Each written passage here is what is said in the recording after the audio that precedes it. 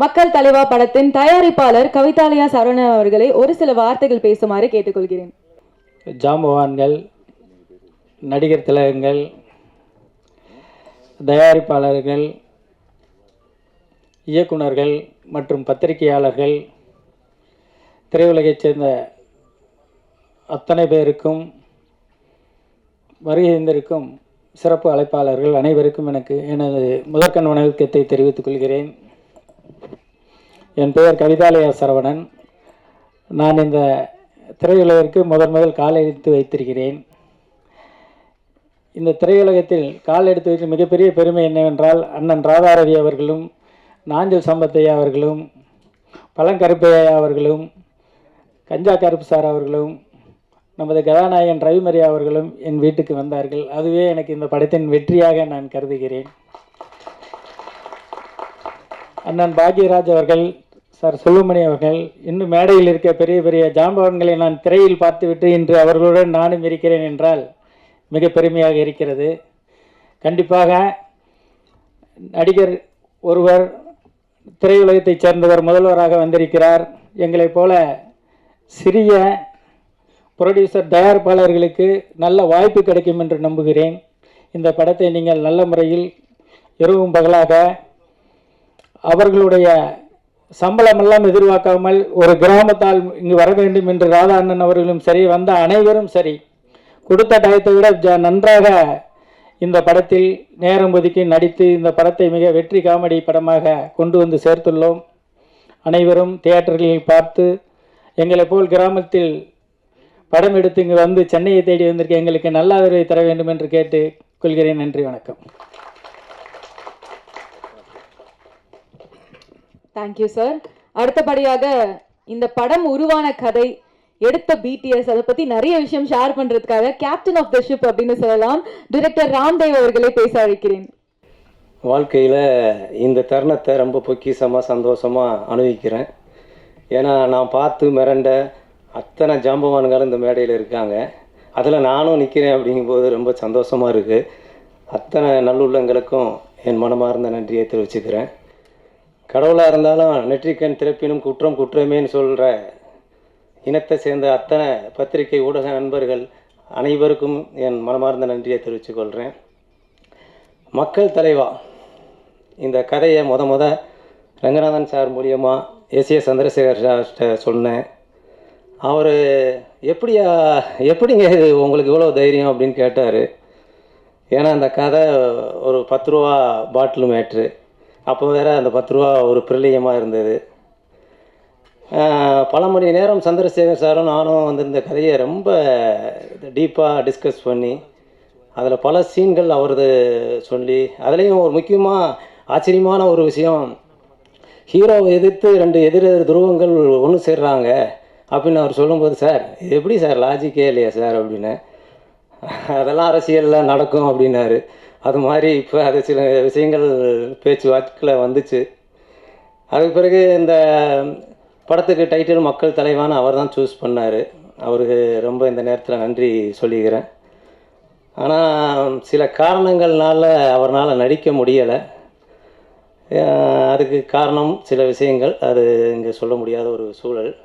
இருந்தாலும் அவருக்கு இந்த நேரத்தில் நன்றியை சொல்லிக்கிறேன்.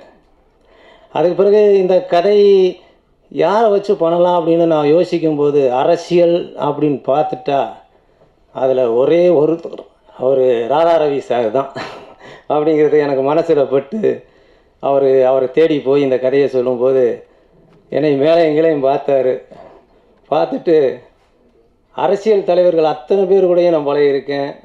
அரசியல் அத்துப்படி எனக்கு தெரியாத, எனக்கு புரியாத சில விஷயங்களும் எப்படி உன்னால் யோசிக்க முடிஞ்சது அப்படின்னு சொல்லிவிட்டு உடனே நான் பண்ணுறேன் அப்படின்னாரு. சார் ரொம்ப கஷ்டப்பட்டு பண்ணுறேன் சார் அப்படி இப்படின்னு அவர்கிட்ட சம்பளத்தை குறைக்கிறதுக்கு விட்ட போட்டேன். இந்த கதை கோடியாக கொட்ட போகுது அப்போ என்ன அப்படின்ட்டாரு. அவர் வாக்கு புண்ணாகட்டும். நான் கதையை வந்து ஒரு புள்ளி தான் போட்டேன். அவர் சீன்ஸு அவர் அப்படியே கோலம் போட்டார். அவர் மிக பிரமாதமாக நான் என்ன நினச்சேனோ அதை டாப் டக்கராக இருக்குது. அவர் எங்கள் அப்பா ரத்த கண்ணீர் எடுத்தார், அவர் ஒரு வித்தியாசமாக எடுத்தார், அதே மாதிரி நீயும் அப்படி எடுக்கிற அப்படின்னாரு. ஐயோ என்ன சரி பண்ண பெரிய வார்த்தை சொல்கிறீங்க அப்படிங்கிற மாதிரி எனக்கு ரொம்ப சந்தோஷமாக இருந்தது. ரெண்டாவதாக அடுத்தது ஹீரோ யார் அப்படின்னு யோசிக்கும்போது மண்டையை போட்டு குழப்பிக்கிட்டே இருந்தேன். ரங்கநாதன் சார் தான் அப்பயும் சொன்னார், இந்த ப்ராஜெக்ட்டுக்கு மூவ் பண்ணதுக்கு காரணமே அவர் தான், அவருக்கு நன்றியை சொல்லிக்கிறேன். அவர் நீங்கள் ரவிமரியாவுடைய அரசியல் மேடைகள் பேச்செல்லாம் பார்த்துருக்கீங்களா அப்படின்னு கேட்டார். இல்லையா சார் அப்படின்னு. என்னங்க அரசியல் கதை பண்ணுறீங்க, அரசியல் மேடை பேச்செல்லாம் கேட்க மாட்டீங்களா அப்படின்னு. எங்கே சார் ஸ்கிரிப்டிலே இருக்கேன், நேரம் பத்தலை அப்படிங்கும்போது பாருங்கள் அப்படின்னாரு. யூடியூப்பு பார்த்தேன். ஐயோ தலைவன் பின்றானே, இந்த கேரக்டருக்கு இவர் தான் பொருத்தம் அப்படின்ட்டு அவரை தேடி போனால் அவர் என்ன சொல்கிறாரு, ஏன் தலைவா நல்ல வேலை போகுது என் வாழ்க்கை, எதுக்கு இந்த ரணகலாம் அப்படின்னாரு. இல்லை சார் கதையை கேளுங்க சார், கேட்டுட்டு முடிவு சொல்லுங்கள் அப்படின்னு.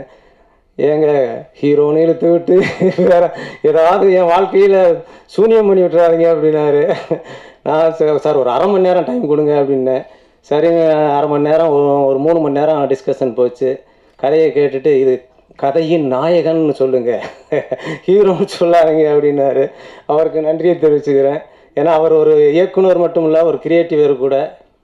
அதனால் அவர் வந்ததில் இந்த கதையை அதாவது படம் பார்த்தவங்க 2 மணி நேரம் போர் அடிக்காமல் போகுதுங்க, எப்படி போச்சுனே தெரியலை அப்படின்னா அதுக்கு காரணம் அவர் தான். அவருக்கு நன்றி சொல்லிக்கிறேன். அடுத்தபடியாக இந்த நான் நிறைய அதாவது துரைமுருகன் சாரை எனக்கு பிடிக்கும். இந்த டிஎம்கேயில் இருக்கிறாரு, அவர் ரொம்ப பிடிக்கும். ஏன்னா அவர் ரொம்ப சீரியஸாகவும் இருப்பார், சிரிப்பாகவும் இருப்பார். அதே மாதிரி ஒரு கேரக்டர் யாரா அப்படின்னு பார்க்கும்போது பழக்கரப்பியா சார் ஞாபகம் வந்துச்சு. அவர் ரொம்ப சீரியஸாகவும் இருப்பார், ஆனால் இந்த படத்தில் பட்டே கிளப்பிட்டார். அவருக்கு ஒரு ரசிகர் மன்றமே உருவாகும், அந்த அளவுக்கு நகைச்சுவையில் கலக்கி விட்டார் அவர். நான் சார் ஒரு சீனுக்கு ஒரு 4 அடிச்சு விட்ருங்க சார் அப்படின்னா அவர் எல்லா சீனுமே 6 அடிச்சு விட்டார். ரொம்ப ரொம்ப சந்தோஷமாக இருக்குது எனக்கு. நான் இப்போ அவருக்கு ரசிகர் ஆகிட்டேன் நகைச்சுவையில். ஆனால் அவர் கூட உட்காந்து பேசினா தமிழ், ஐயோ தமிழை வளர்க்குறதுல இன்றைக்கி சில பேர் தான் இருக்காங்க, அதில் அவரும் ஒருத்தர்.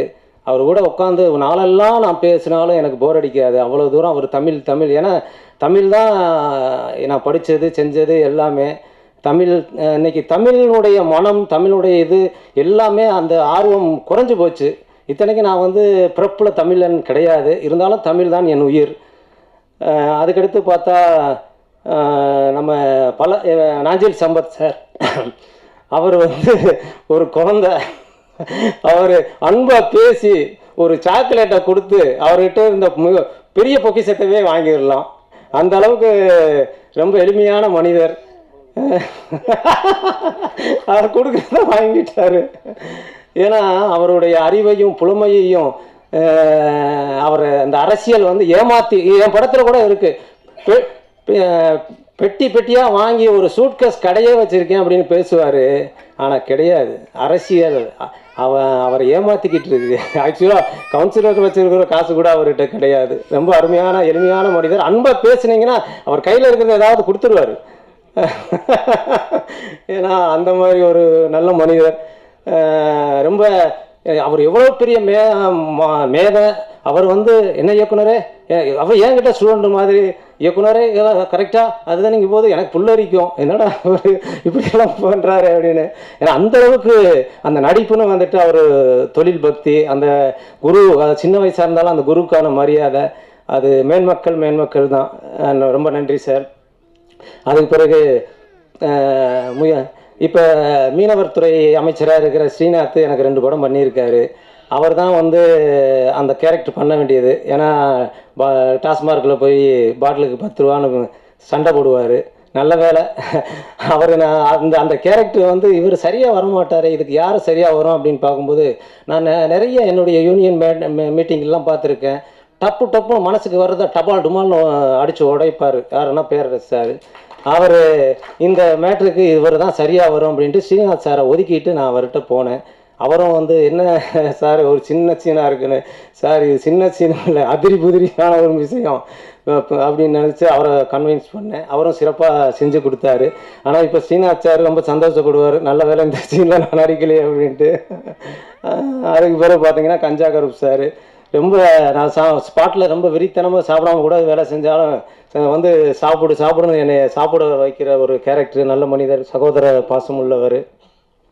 அதுக்கு பிறகு பார்த்தீங்கன்னா அக்னி எஸ் வருண், அவர் இந்த படத்தில் புதுமுகம், ஆனால் புதுமுகமாகவே தெரிய மாட்டார், அவ்வளோ பின்னிருக்கார் நடிப்பு.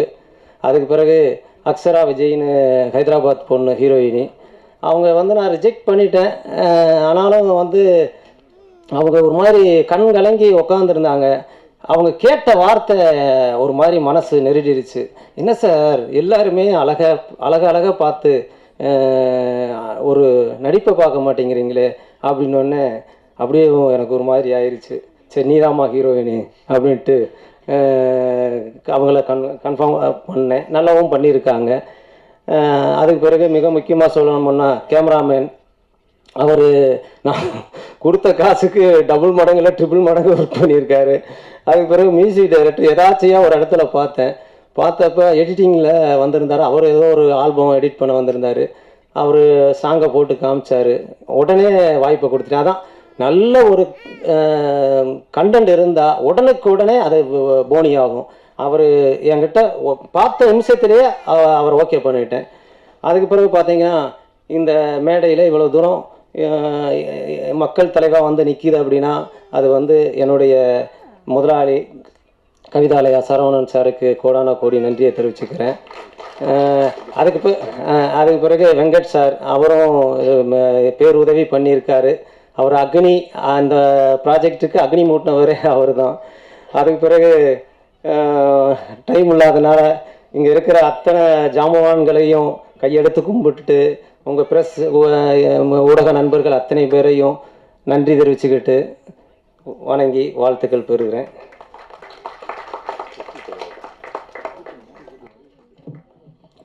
Thank you sir. அடுத்தபடியாக இவர் இயக்குனர், நடிகர், எழுத்தாளர், ப்ரொடியூசர், இன்னைக்கு சிறப்பு விருந்தினர்களா வந்திருக்க தமிழ்நாடு திரைப்பட இயக்குனர் சங்க தலைவர் ஆர் கே செல்வமணி அவர்களே ஒரு சில வார்த்தைகள் பேசுமாறு கேட்டுக்கொள்கிறேன்.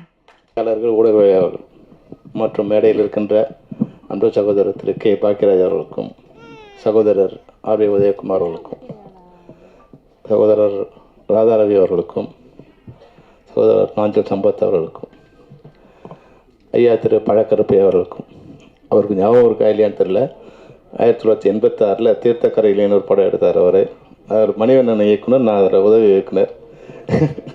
40 வருஷம் கழிச்சு இன்றைக்கி மேடையில் நீங்களும் ஒன்றா உட்காந்துருக்கோம். கடவுளுக்கும் காலத்துக்கும் நன்றி சொல்ல விரும்புகிறேன். மற்றும் மேடையில் இருக்க அனைவருக்கும் பேரரசு, நந்தா பெரியசாமி, தீனா, இயக்குனர் எழில், பிருந்தா சாரதி, சகோதரர் ரங்கநாதன், என்னுடைய கதை வசனகர்த்தா, எழுத்தாளர் சங்க பொதுச் செயலர் லியாகத் அலியானோர் அனைவருக்கும் மற்றும் வருகை தந்துள்ள நண்பர்கள் அனைவருக்கும் என்னுடைய வணக்கம், மாலை வணக்கம், மதிய வணக்கம் சொல்லி கூப்பிட்டு வந்தார் ரவிமரியா. ஆரம்பிக்கும் போதே மாலை ஆயிடுச்சு. பாக்கியராஜ் இரவு வணக்கம் சொல்லிட்டு தான் போனேன். ஏன்னா கீழே உட்காந்துருக்க இது மாதிரி கீழே உட்காந்துருக்கும் போது அவர் நண்பர் அங்கே உட்காந்துருக்காரு. இவங்கெல்லாம் பேசி அப்புறம் கடைசியாக நீ பேசுறதுக்குள்ளே நைட் ஷோ முடிஞ்சிருந்தான்னு தான் நினச்சிட்டு கீழே உட்காந்துருப்பாங்க. அது மாதிரி இருக்கு. ஆனால் ஏன் இவ்வளோ பேர் திரண்டு வந்திருக்காங்கன்னா அது ரவிமரியாவோட நட்பு தான். இந்த மேடையில் இவ்வளோ பேர் இருக்கிறது காரணம் ரவிமரியாவோட நட்பு தான்.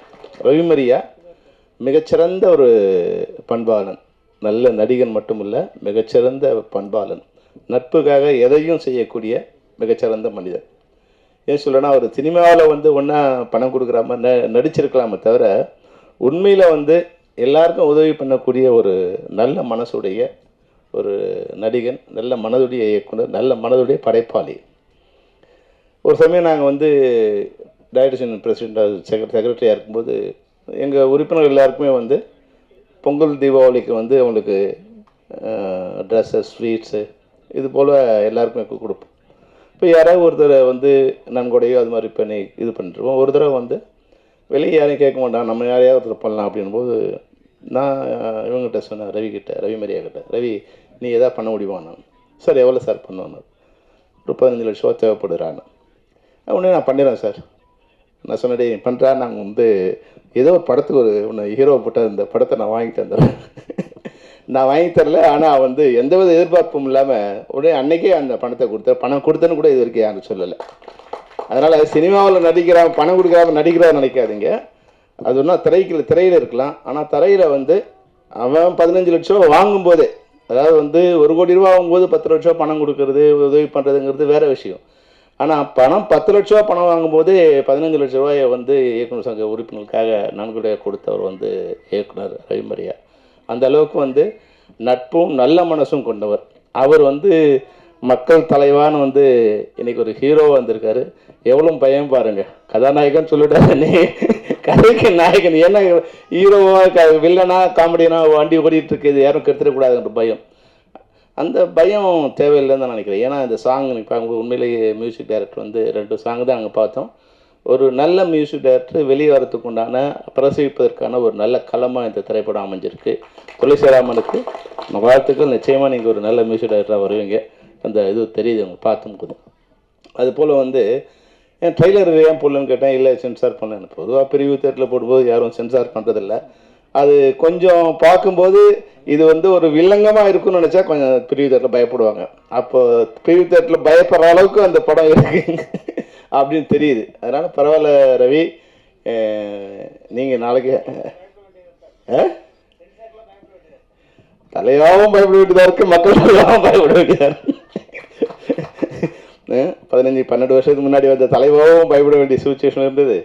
இன்றைக்கி வந்திருக்க மக்கள் தலைவாகவும் பயப்பட வேண்டிய சுச்சுவேஷன் இருக்குது. உண்மையே வந்து நான் படம் பண்ணும்போது அந்த ஒரு நெருக்கடி எங்களுக்கு இல்லை. அது பிரிவு தேட்டரில் படம் போகும்போது சென்சார் பண்ண வேண்டிய அவசியம் இல்லை. மக்களாட்சி படம் எடுக்கும்போதெல்லாம் நீங்கள் வந்து அன்னைக்கு வந்து அது மிகப்பெரிய ஒரு கான்ட்ரவர்ஷியலான படம். அந்த படம் எடுக்கும்போது எனக்கு எந்த விதமான பயமும் அச்சமும் இல்லை. ஏன்னா ஒரு உண்மையாகவே கொஞ்சம் சுதந்திரம் இருந்த மாதிரி நான் உணர்றேன்.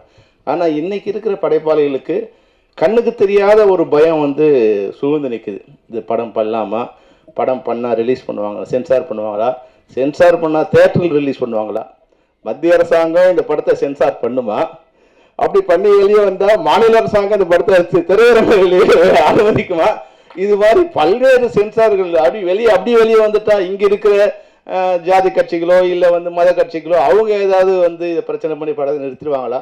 இப்போ ஒரு படைப்பாளி தன்னுடைய உண்மையை சொல்கிறதுக்கு யார் யாருக்கெல்லாம் பயப்பட வேண்டிய சுச்சுவேஷன் இன்றைக்கி இருக்குன்னா, இன்றைக்கி உண்மையை தவிர எது ஒன்றாலும் திரையரங்கில் பேசலாம், திரையில் பேசலாம். உண்மையை பேசினா மட்டும்தான் அந்த திரைப்படம் வெளிவருது கஷ்டம். பொய்யை பேசலாம், கற்பனையை பேசலாம், ஆபாசத்தை பேசலாம், அருவறுப்பை பேசலாம், வன்முறையை பேசலாம், கலாச்சார சீர்கேடை பேசலாம். ஆனால் உண்மையை பேசினா அந்த திரைப்படம் இந்தியாவில் வெளியாகிறது ரொம்ப கஷ்டம். அதை நான் உணர்ந்து அனுபவிச்சிருக்கேன். அதனால தான் அந்த ட்ராக்லேருந்து வெளியே வரத்துக்கு ஒரு படம் எடுத்து 14 வருஷம் வனவாசம் போன மாதிரி என்னுடைய குற்றப்பத்திரிகை திரைப்படம் ஒரு 14 வருஷம் வனவாசம் போய் என் வாழ்க்கையே திசை மாற்றி அது மாதிரி படங்களை எடுக்க முடியாத ஒரு சூழ்நிலையிலே மாற்றி அமைச்சது. ஆனால் இன்றைக்கி இது படம் பார்க்கும்போது ஒரு காமெடியாக அது அதுக்கப்புறம் படைப்பாளிகள் கொஞ்சம் வந்து கொஞ்சம் தெரிஞ்சுக்கிட்டாங்க.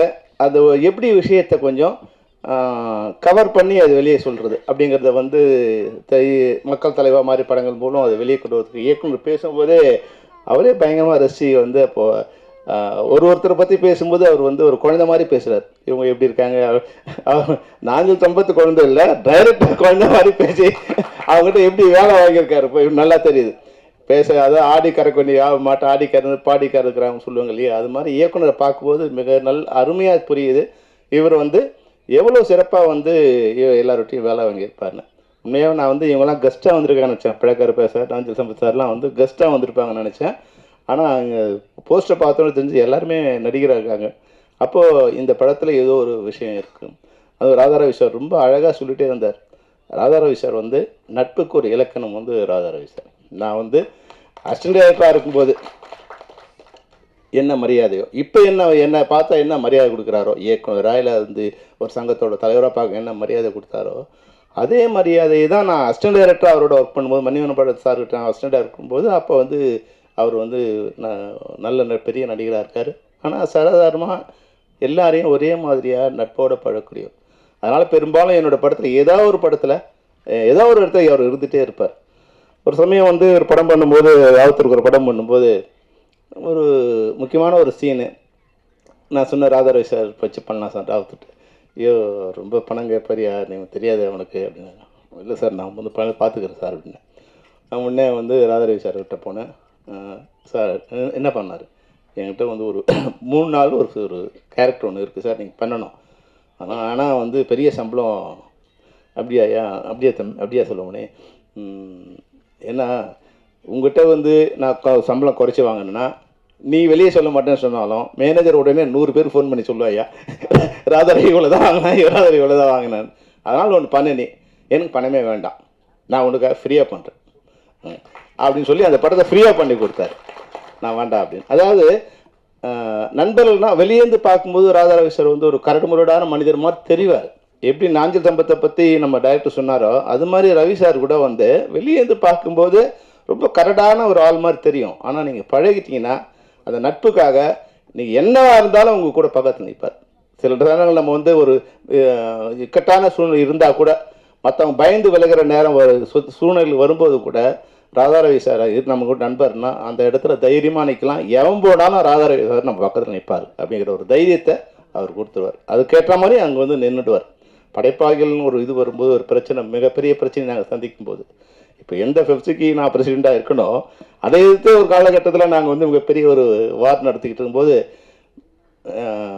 ரொம்ப இக்கட்டான சூழ்நிலை கட்டின லுங்கியோடு வந்து அங்கே நின்றுட்டார். காலைல ஒரு 5:30 மணிக்கெலாம் வந்து கட்டின லுங்கியோடு அங்கே வந்து ஆண்டாவது இடத்துல வந்து நின்று என்ன பிரச்சனை நான் அவங்க கூட நிற்கிறேன். அதுபோல் அன்னைக்கும் சரி இன்னைக்கும் சரி என்றைக்கும் நண்பர்களுக்கு உதவுவதில் எந்தவித எதிர்பார்ப்பும் இல்லாத ஒரு மனிதர் வந்து ராதாரவி. அது மட்டும் இல்லை, இந்த படத்தை பற்றி ரொம்ப அழகாக படத்தை பற்றியும் கேமராமேன் பற்றியும் ரொம்ப பிரமாதமாக சொல்லிட்டே இருந்தார்.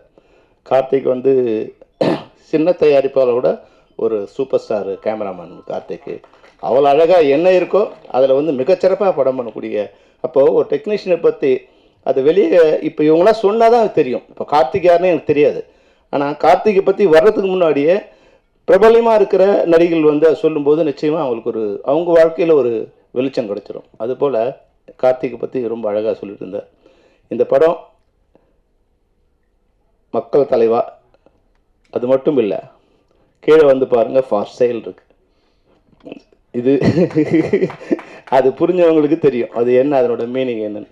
அது போடுறதுக்கு, அது யோசிக்கிறதுக்கு ஒரு தைரியம் வேணும், அதை போடுறதுக்கு ஒரு தைரியம் வேணும்.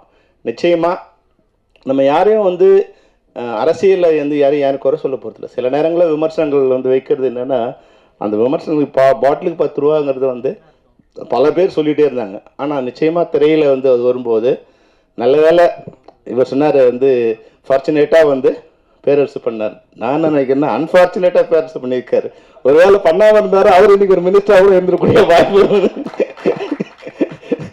நிச்சயமாக அந்த வாய்ப்பை வந்து ஏன்னா அவர்லாம் வந்து என்ன தம்பி விஜய் வந்து வச்சு அன்றைக்கி சிஎம் வார்த்து எலெக்ஷன் பாட்டு ஒன்று சிவகாசியில் போட்டு நிச்சயமாக அந்த பாட்டு தான் வந்து சாலை முழுக்க அந்த பாட்டு தான் போட்டு இருந்தாங்க. அவர் ஒரு வேளை வந்து எலெக்ஷன் முன்னாடி இந்த சீனை கட் பண்ணி அந்த சீனை நடிச்சிருந்தாருன்னா எங்களுக்கு மினிஸ்டராக கூட இருந்தக்கூடிய வாய்ப்பு இருந்திருக்கும். அந்தளவுக்கு நெருக்கமான ஒருத்தர். அவருடைய பாடல்கள் பிரபலியமானது. அவர் இதில் நடிச்சிருக்காரு. அதுபோல் எல்லாமே நண்பர்கள் நடிச்சிருக்காங்க. இந்த பாடல் வந்து நிச்சயமாக படம் பார்க்கும்போது, அந்த ஸ்க்ரீனை பார்க்கும்போது, இயக்குனரோட பேச்சை பார்க்கும்போது, நாங்கள் ட்ரெய்லர் பார்க்கல, ஆனாலும் வந்து ட்ரெய்லர் போல் இயக்குனரோட கன்னி பேச்சு வந்து இந்த படம் எவ்வளோ சிறப்பாக நகைச்சுவையாக வரும். அதே நேரத்தில் நம்ம ரவிமரியாவோட பாட்டு பார்க்கும்போது கொஞ்சம் காமெடியாக தான் இருந்தது. அவர் வந்து ஹீரோயினோட டான்ஸ் ஆடுற மூவ்மெண்ட் இடுப்பு அவர் வச்சு ஆடும்போது அவர் கொஞ்சம் இடுப்பு வளையாது அவனுக்கு. நான் என்ன அந்த முதல் ஷாட் வரும்போது அந்த சட்டை வெளியே தூங்கிட்டு இருக்கும்போது ஏதோ பை மிஸ்டேக்கில் வந்து சரியாக இன் பண்ணாமல் வந்து ஆடுறான் போது நான் நினச்சிக்கிட்டு இருந்தேன். ஆனால் படம் முழுக்க வரும்போது அதை மெயின்டைன் பண்ணிட்டு இருக்கும். இது ஸ்டைல் போகுது. இப்போ நம்ம கொஞ்சம் வயசானவங்க அந்த ஜெனித்திரிக்கு ஏதாவது நமக்கு தெரியல, அவன் அது போல் ஆயிருக்காங்கன்னு தெரிஞ்சுது. அதை மெயின்டைன் பண்ணக்கூடிய அதை வந்து ரவிமரியாவோட ப்ளஸ் என்னென்னா, கரண்ட்டை அவர் வந்து நானும் அவர் ஒரு சேர்ந்து ஒரு படம் மாட்டதாக இருந்தது. அதுக்கு ஒன்று முயற்சி பண்ணப்போ அப்போ தான் எனக்கு ரவிமரியா வந்து நண்பனாக எனக்கு நிறைய தெரியும். ஆனால் ஒரு கிரியேட்டராக வந்து ரவிமரியா எப்படின்னா, அவரோட ப்ளஸ்ஸே வந்து அப்டேட்டில் இன்றைக்கி மார்க்கெட்டில் இன்றைக்கி இளைஞர்கள்கிட்ட இன்றைக்கி என்ன ப்ளஸ் இருக்கோ அதை வந்து கரண்ட்டை சொல்லக்கூடிய, கரண்ட்டில் பேசக்கூடிய, அதை பற்றி சிந்திக்கக்கூடிய, அதை பற்றி விரிவாக சொல்லக்கூடிய ஒரு அறிவாற்றல் முடைந்த ஒரு படைப்பாளி வந்து ரவிமரியா. வெளியே வந்து காமெடியன் மாதிரி தெரியும். ஆனால் அவரோட அறிவு வந்து எல்லாரை விட வந்து அரசியல் ஞானம், அரசியல் அறிவும், அதை பற்றியான விழிப்புணர்வு. ஏன்னா அதை படித்ததே அந்த அளவு இது சோஷியல் சயின்ஸ் தான் படிச்சிருக்காங்க. அதனால் வந்து சமூகத்தை பற்றியான ஒரு மிகச்சிறந்த அறிவு இருக்குது. அதை இந்த படத்தில் வந்து காமெடியாக வெளியே கொண்டு வந்திருக்கா நான் நினைக்கிறேன். அவர் என்னுடைய மிகச்சிறந்த நண்பர், எனக்கு நெருங்கிய நண்பர் வட்டாரத்தில் ஒரு 10 பேர் இருக்காங்கன்னா அந்த 10 பேரில் வந்து ஒரு முக்கியமான ஆள் வந்து ரவி மரியா. என்னோடய பிரச்சனை என்னவாக இருந்தாலும், எனக்கு எப்போ தேவைப்பட்டாலும், எங்கே இருந்தாலும் அந்த நேரத்தில் வந்து அவர் நிற்கக்கூடிய நண்பர். அதனால் அது நான் மட்டும் இல்லை, நீங்கள் மேடையை பார்த்தா தெரியும், இன்னும் நிறைய பேர் வந்து அவர் விட்டுருக்கலாம். அவர் நினச்சிருந்தாருன்னா கீழே இருக்கிற அளவுக்கு வந்து இந்த அரங்கை ஃபில் பண்ணக்கூடிய அளவுக்கு அவருக்கு நண்பர்கள் திரைத்துறையில் இருக்குது. எல்லாரும் அவருக்கு நண்பர்கள் தான். அவங்க நீங்கள் வந்திருப்பாங்க. அவரோட நட்புக்கு, அவரோட மனசுக்கு, இந்த யூனிட்டோட கவிதாலயா சரவணனுக்கு நான் வந்து இந்த இந்த செல்லு பார்க்கும்போது ரவி சார் சொன்னேன், சார் உங்களை பார்த்தா கே பாலச்சந்தர் மாதிரியே இருக்குது சார் அப்படின்னு சொன்னேன். அப்படியே அப்படின்னு சிரிச்சார். அப்புறம் கவிதாலயா சரவணன், கவிதாலயாங்கிறது தமிழ் திரையுலகத்தில் மிகப்பெரிய புரட்சிகரமான சின்ன படங்களை கொண்டு வந்த ஒரு நிறுவனம். ஒருவேளை கவிதாலயா ஒர்க் பண்ணிங்களான்னு கேட்டேன். இல்லை சார், என்னோடய ஒய்ஃப் பேர் கவிதா, அது நான் முன்னாடி 20 வருஷத்துக்கு முன்னாடியே கவிதாலயா சரவணன் பேர் வச்சுக்கிட்டு இருந்தார். அதனால் ஏதோ ஒரு வகையில் அது நல்ல திரைப்படங்கள் கொடுத்த அந்த கவிதாலயா பேர் சரவணன்கிட்ட ஜாயின் பண்ணியிருக்கு. அதனால் தயாரிப்பாளராக அவர் நிச்சயமாக வெற்றி பெறுவார். அனைவருக்கும் மக்கள் தலைவாவில் பணிபுரிந்த அனைத்து டெக்னீஷியன்ஸுக்கும், நடிகர்களுக்கும், தயாரிப்பாளருக்கும், பெப்சி சார்பிலையும் இயக்குனர் சங்கத்தின் சார்பிலும் என்னுடைய மனமார்ந்த வாழ்த்துக்களை தெரிவித்துக் கொள்கிறேன். வெல்க மக்கள் தலைவர். நன்றி, வணக்கம். கவிதாலயா சரவணன் கிரியேஷன் பிரசன்ஸ் மக்கள் தலைவா படத்தின் ஆடியோ ரிலீஸ் இப்போ நடக்க போகுது. சிறப்பு விருந்தினர்கள் முன்னிலையில் இந்த ஆடியோ லான்ச் உங்களுக்காக இப்போ ரிலீஸ் செய்யப்படும்.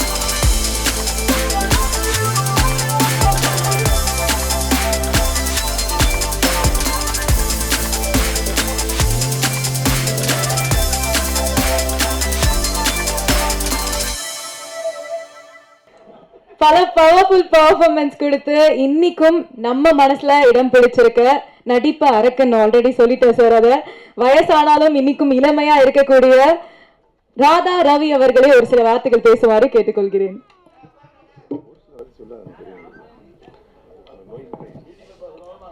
இங்கே கூடியிருக்கும் என் குடும்பத்தை சேர்ந்தவர்களே, பத்திரிகையாளர் நண்பர்களே, அப்புறம் யூடியூபர்ஸ், என்னை வாழ வைத்து கொண்டிருக்கும் யூடியூபர்ஸ்க்கும் என்னுடைய வணக்கங்களை கூறிக்கொண்டு, இந்த படத்திற்கு இங்கே தலைமை தாங்க வந்திருக்கும் அன்பண்ணன் பாக்கியராஜ் சார் அவர்களுக்கும், பேசிவிட்டு சென்ற செல்வமணி அவர்களுக்கும், மேலும் இதில் நடித்த அத்தனை கலைஞர்களுக்கும், ஏன்னா பழகருப்பு என்ன இருக்கார், நாஞ்சிலர் இருக்கார், எல்லாருக்கும் என்னுடைய வணக்கங்களை கூறி, கேமரா படம் பற்றி நான் தனியாக பேசினது எதுக்குன்னா, இஸ் அ சூப்பர் கேமராமேன். அதாவது ரொம்ப சின்ன படங்களை இவன் எப்படி எடுக்கிறான்னு என் மேக்கப் மேன் குமார் என்னை தொந்தரவு பண்ணிக்கிட்டே இருந்தேன். இந்த பையன் எப்படின்னு எடுக்கிறான், இவன் லைட்டே இல்லாமல் எடுக்கிறான். அப்புறம் கேட்டால் இவன் மலையாளத்து படத்துலேருந்து வந்திருக்காரு. மலையாளத்தில் லைட்டே கிடையாது. அவனுக்கு ஆச்சரியமாக பார்த்துருப்பான் இந்த லைட்டெல்லாம். ஓஹோ, இப்படிலாம் லைட் இருக்க போல இருக்கு. அது மாதிரி ஒரு சூப்பர் ஆள். ஆனால் மியூசிக் டைரக்டர் வந்து நான் இங்கே தான் வந்து பார்த்தப்ப பாட்டு கேட்டேன். இவர் எதிர்காலத்தில் நல்ல பெரிய ஆட்களாக மக்கள் தலைவா படத்திலிருந்து டைரக்டர் ஆகட்டும், இல்லை மியூசிக் டைரக்டர் ஆகட்டும், இல்லை கேமராமேன் ஆகட்டும், அவங்கெல்லாம் நல்லா வர்றதுக்கு வாய்ப்பு இருக்குது. மேலும் இதில் என்னுடைய நல்ல நண்பர் ரவிமரி அவர்களுக்கு, அதான் அவர் சொன்னார் கதையின் நாயகன்னு. கதையின் நாயகன் இல்லையா, மூவ் பண்ணுறது ஒன்றை வச்சு தானே மூவ் பண்ணுறது. ஏன்னா நீ தான் ஒரு இழிச்சவாயா அந்த படத்தில். ஒன்றை வந்து நான் கெடுத்து உன்னை முதலமைச்சராக கொண்டாடுறேன்றதான் கதை. அப்போ நீ எப்படி நீ வந்து வருத்தப்பட்டு சொல்லிக்கிட்டே இருக்கிறதுலையே இழிச்சவாயன் நீ தான் அந்த படத்தில். உனக்கு ஒன்றுமே தெரியாமல் நீயே முதலமைச்சர் ஆகிடும் போது உண்மையில் இது தேர்தலுக்கு முன்னாடியே விட வேண்டிய படம். நான் சொன்னேன் ராம்தேவ்கிட்ட, தேர்தலுக்கு முன்னாடி விடலாம்டா இந்த படத்தை விட்டு நல்லா போகுண்டான்னு. இல்லை நான் கொஞ்சம் இதுவாக இருக்குது அதுவாக இருக்குன்னு சொன்னார். உனக்கு இந்த படத்தில் ஒரு பெரிய விஷயம் என்னென்னா, தேர்தல் முடிவுக்கு பிறகு வந்தாலும் இது ஓடும், தேர்தல் முன்னாடி வந்தாலும் ஓடும். ஏன்னா அவன் கொஞ்சம் சிக்கலான விஷயங்களெல்லாம் வச்சுருக்கான். அதில் யாராலையும் சால்வ் பண்ண முடியாது. நான் சால்வ் பண்ணுறேன்னு எந்த கவர்மெண்ட் சொன்னாலும் தப்பு. அது நான் ஏன்னா இதில் அவ்வளோ அருமையாக எல்லா சீன்ஸுமே அவர் ஒவ்வொரு எனக்கு கதை சொன்னார் பாருங்கள். வந்து சொல்லும் போது எவ்ரி சீன் நான் சொல்லிக்கிட்டு இருந்தேன், இதெல்லாம் நடந்ததுயா, இதெல்லாம் நடந்ததுயா, இதெல்லாம் நடந்ததுயான்னு. அதையே வச்சுருக்கான் அவன். அதனால் அவனுக்கு அவன் ரொம்ப நல்லவ மாதிரி தெரிவான். நல்லவனே கிடையாது எனக்கு தெரிஞ்ச. ஏன்னா அவனை நான் பார்த்தது வந்து அங்கே தேட்டரில் ஒரு சீன் செஞ்சான், இந்த அப்பாவி பையன் தான் அவன் செஞ்சான். அப்போ பார்க்கும்போது நாங்கள்லாம் உட்காந்துருக்கோம், இவன் தனியாக செஞ்சுக்கிட்டு இருந்தான். அப்போ நினச்சிக்கிட்டேன், இவன் அப்பாவி கிடையாது, இவன் எல்லோரையும் ஏமாத்துறான்றது நல்லா தெரிஞ்சுது. அதில் தான் எங்களெல்லாம் ஏமாற்றி தான் கூப்பிட்டு போயிட்டான். இல்லைன்னா நம்மளெல்லாம் அவ்வளோ சீக்கிரமாக ஏமாற்ற முடியாது. பேசின காசுலேருந்து இன்னும் கொஞ்சம் குறைச்சான். அப்புறம் கொஞ்சம் நடிச்சுக்கிட்டே இருக்கும்போது கொஞ்சம் குறைச்சிட்டான். இதுக்கப்புறமும் விட்டுட்டு போக முடியாதுல்ல நம்ம. ரொம்ப புத்திசாலி தான், ரொம்ப பெரிய வெரி பிரெயினி சாப். அவனை நம்பி இப்போ படம் போட்டிருக்காரு, கவிதாலயம் சரவணன் சார் போட்டிருக்காருன்னா அவர் சிரிச்சுக்கிட்டே இருக்கலாம், ஏன்னா இந்த பணம் வந்துடும். ஆனால் பணம் வரும்போது நீங்கள் தயவுசெய்து இவனை தனியாக தூக்கிட்டு போய் உட்கார வச்சு வாங்கிடுங்க, இல்லைன்னா உங்கள்கிட்டேருந்து குறைச்சிடுவான் அவன். எங்களெல்லாம் குறைச்சி தான் வந்தான் அவன். அதனால் பார்க்குறதுக்கு அப்பாவி மாதிரி இருப்போம், அப்பாவி கிடையாது. அதனால் இது ஒரு நல்ல படம். இந்த மக்கள் தலைவர் வந்து நாஞ்சில் சம்பத்தனோட தான் நான் ஒர்க் பண்ணேன். எப்படி நீ உங்களுக்கெல்லாம் கதை சொன்னியா, சீன் சொன்னியா நீன்னு கேட்டேன். எல்லாருக்கும் சொல்லி தான் நான் கூப்பிட்ருக்கேன். நான் கிடையாது. ஏன் ஆச்சரியமாக இருந்தது, இவங்கெல்லாம் உன்னை நம்பி வந்திருக்காங்கன்னா பெரிய விஷயம். எப்படி நம்ப வச்சான்னு தெரில, அதில் தான் நான் பாராட்டுறேன். அதே மாதிரி இப்போ இதில் எல்லாரையுமே சொல்கிறேன், Ravi Maria has done a good job. Ravi Maria கிளாஸான சென்டர் ஆஃப் ஆக்சஸ் அவன் தான். அவனை சுற்றி தான் எல்லோரும் நாங்கள் வரோம். பட் அவனை இந்த வழிக்கு கெடுக்கிறதே நான் தான்.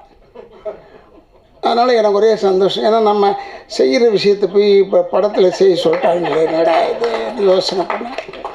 ஏன்னா நான் டெஃபினட்டாக நானாக இருந்தால் கூட இப்படி தான் சொல்லியிருப்பேன். அதுக்கேற்ற மாதிரி எலெக்ஷன் வந்துருச்சு. அவன் பயந்தான். ஏன் பயந்தான்னு தான் எனக்கு தெரியல. அவன் நினச்சா ரெகுலர் ஃபார்மெட்டில் வரும்னு நினச்சான். இது இர்ரெகுலர் ஃபார்மெட்டில் வந்த உடனே, தேர்தல் முடிஞ்சு இர்ரெகுலர் ஃபார்மெட்டில் வந்த உடனே அவன் கொஞ்சம் தெம்பாயிட்டான். இப்போ நம்பி படத்தை ரிலீஸ் பண்ணான். பாருங்கள், ஒரு படத்தில் சென்சார் ஆகலைன்னு சொல்லிட்டு இங்கே வந்து போடலையே ப்ரொஜெக்ஷனு. அந்த அளவுக்கு ஒரு முதல்ல எடுத்தோடனே எதிர்ப்பு தான்டா உனக்கு. முதல் வெறும் ப்ரொஜெக்ஷன் தேட்டரில் ஆரம்பிக்கிற விஷயம் ரெகுலர் தேட்டர் வரைக்கும் போக போகுது உனக்கு. நான் இப்போவும் சொல்கிறேன், இந்த படம் பார்த்தாங்கன்னா நம்மளை சொல்கிறாங்களோ சர்வ கட்சி கூட்டமும் உன்னை வந்து தேடுவாங்க.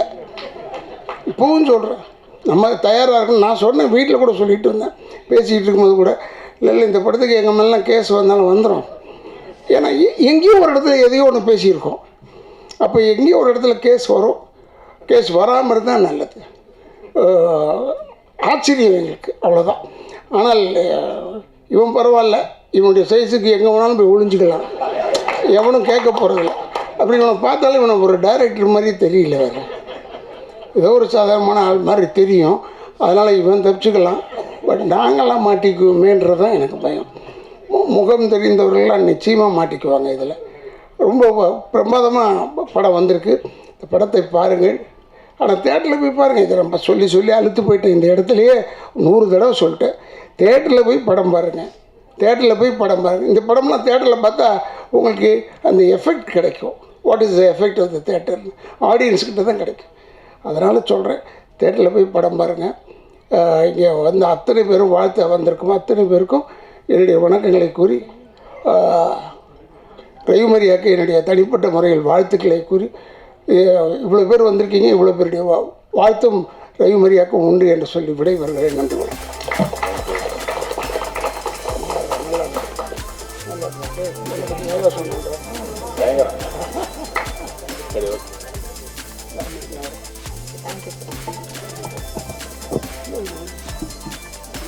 இயக்குனர் சி ரங்கநாதன் அவர்களை பேச அழைக்கிறேன்.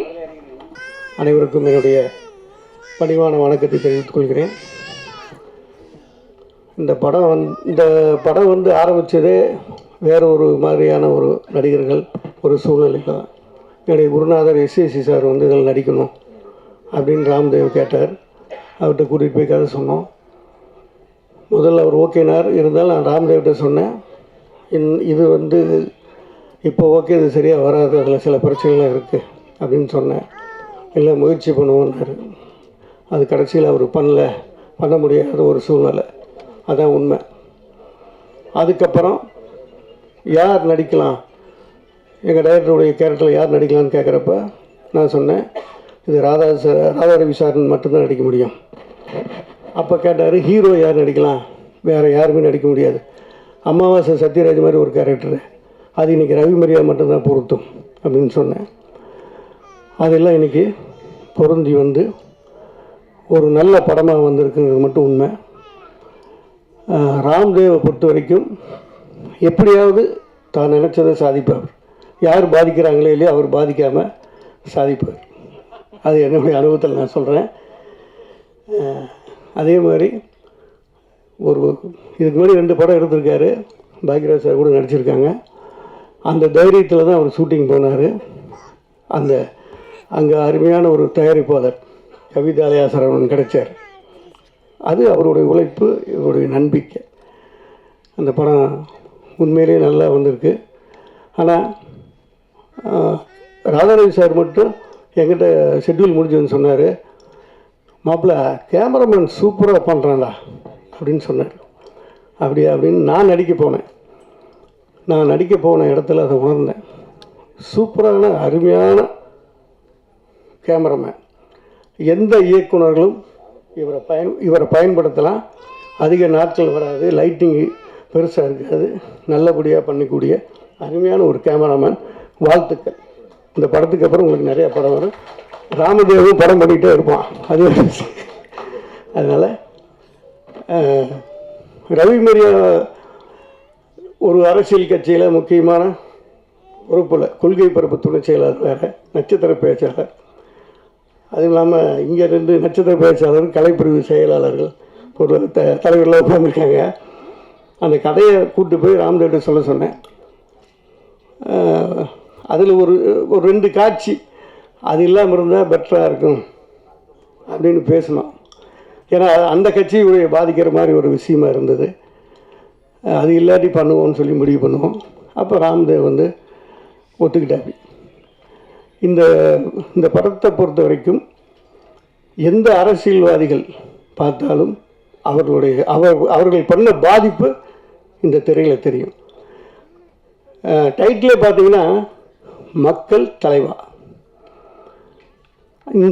இன்னைக்கு தலைவா இருக்கார, அவர் மக்கள் தலைவா ஆகிட்டார்.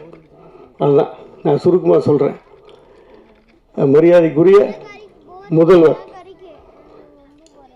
விஜய் அவர்கள் முதல்வராவது தான் இந்த படத்தோட கதையாக இருந்தது. அதுதான் உண்மை. இந்த தேர்தலுக்கு முன்னாடியே ராம்தேவ் வந்து அதை முடிவு பண்ணி கதை எழுதிட்டாப்படி. அது இன்றைக்கி நடந்திருக்கு. அது எப்படி வெற்றிகரமாக நடந்ததோ இந்த திரைப்படமும் வெற்றிகரமாக அமையும். அனைத்து தொழில்நுட்ப கலைஞர்களுக்கும் எல்லாத்துக்கும் என்னுடைய வாழ்த்துக்கள். மக்கள் தலைவா மூலம் இன்றைக்கி என்னுடைய நண்பர் கதாநாயகனாக இருக்கார். தொடர்ந்து கதாநாயகனாக நீங்கள் எல்லோரும் வாழ்த்துக்கள், அவருக்கு ஆதரவு கொடுங்கன்னு கேட்டுக்கிறேன். நன்றி, வணக்கம். தொடர்ந்து 3 படங்கள் நடித்தார். இப்போ சமீபத்தில் படங்கள் அவர் பயன்படுத்த முடியல. முந்தினி வந்து ஒரு சாதாரண நடிகனாக இருந்த உன்னை வந்து சின்ன சின்ன ரோலில் பயன்படுத்த முடியும். இப்போ எல்லாருக்கும் தெரிந்த ஒரு முழுமையான நடிகனை மாறிட்ட. உன்னை சரியாக பயன்படுத்தினா மட்டும்தான் கூப்பிட முடியும். நீ வந்து இப்போ வந்து பி கிரேட்லேருந்து ஏ கிரேட் ஆர்டிஸ்ட்டாக மாறிக்கிட்டு இருக்கிற. அதனால் கரெக்டான டயத்தில் கூப்பிடுன்னு சொல்லியிருக்கிறேன். அது நிச்சயம் அடுத்த படத்தில் நடக்க நான் நம்புகிறேன். ரவிமரியா மனசுக்காகவும் இந்த யூனிட்டுக்காகவும் இந்த படம் மாபெரும் வெற்றியடைய வாழ்த்துகிறேன். மேடையில் இருக்கும்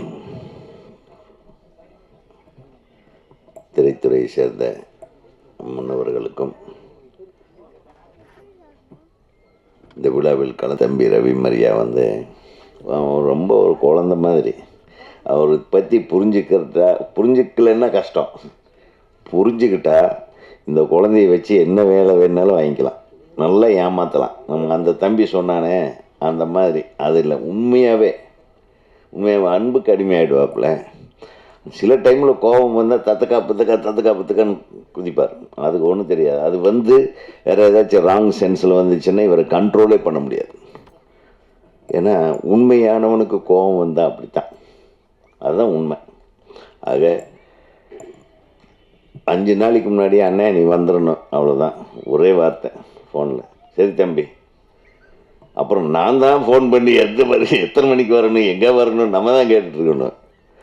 ஸோ ஆக ரவிமரி அவர்கள் மிளகாய் படத்தின் மூலமாக, அதானப்பா முதல் படம், ஆசை, அதுக்கப்புறம் சூப்பர் குட்டு, அதுக்கப்புறம் மிளகாய், இந்த 2 படங்களும் ரொம்ப அற்புதமாக ஒரு மிகச்சிறந்த இயக்குனராக இருந்திருக்க வேண்டியது. அவர் ரொம்ப கஷ்டப்பட வேண்டான்னு ஜாலியாக நடிப்பை சூஸ் பண்ணிட்டார். பாக்கியராஜ் அந்த மாதிரி அவரு டைரக்ட் பண்ணியே நடித்து 2 கஷ்டத்தையும் ஏற்றுக்கிட்டார். நீ நைஸாக போவோமா சம்பளத்தை வாங்கணுமா நடிச்சோமான்னு.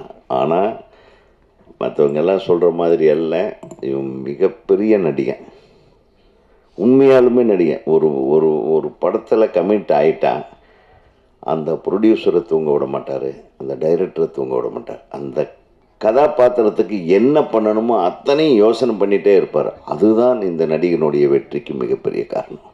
நம்ம கான்ட்ரிபியூட் பண்ணுறது அந்த கதாபாத்திரத்துக்கு என்னென்ன வேணுன்றது அதிகமாக உழைப்பாப்பில்ல, ஒரு டைரக்டரை விட அதிகமாக உழைப்பாப்பில்ல. அது எனக்கு தெரியும்.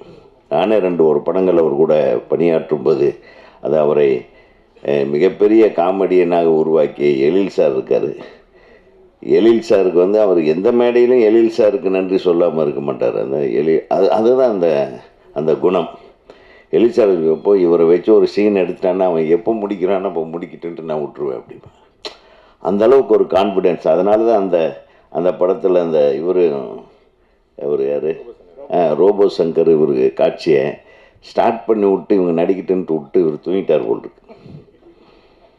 ஏன்னா அவ்வளோ ஒரு கான்ஃபிடென்ஸ். இவங்க இந்த சீனை மிக பிரமாதமாக கொண்டு வராங்க. அதே மாதிரி அந்த படத்தின் மிகப்பெரிய வெற்றிக்கு அந்த காட்சிகள் எல்லாம். ஸோ இதனால் ஒரு இன்வால்வ்மெண்ட் தான். ஒரு காலத்தில் சொல்லுவாங்க, இந்த கவுண்டமணி சார் வீரப்பண்ணை வச்சு டைலாக்ஸ் எல்லாம் எழுதிப்பார். அவங்களுடைய சீக்வன்ஸை அவங்க எழுதி கொடுத்துருவாங்க. அவங்க தனியாக, அதாவது தயாரிப்பாளர்களை விட அந்த படத்தோட டைரக்டரை விட அவங்க ஒரு தனியாக ஒரு டீமாக வேலை செஞ்சு அந்த படத்துக்கு என்னென்ன நம்மெல்லாம் கான்ட்ரிபியூட் பண்ண முடியுமோ அத்தனையும் செஞ்சவங்கெல்லாம் இருக்காங்க. அந்த வரிசையில் இவர் ஒரு இயக்குனருக்கு கிடைத்த ஒரு பொக்கிஷம். அதனால் தம்பி ராம்குமார், அவர் பேர் ராம்குமார், ராம்தேவ்னு சொன்னது நான் யாரோ புது ஆளுன்னு பார்த்தேன். நம்ம பையன் நம்ம ஆஃபீஸில் இருப்பான், என் ஆஃபீஸில் வளர்ந்த பையன்றதில் நான் ரொம்ப சந்தோஷப்படுறேன். மிகப்பெரிய வெற்றி இயக்குனராக நீ வரணும்னு எல்லாம் வல்ல இறைவனை நான் வேண்டிக்கிறேன். ஏன்னா அவ்வளோ அழகாக பேசிட்டாப்புல, குழந்த மாதிரி. அன்னி விவரமானவன்டா, சும்மா இந்த மாதிரி சீனெல்லாம் போட்டிருக்காது.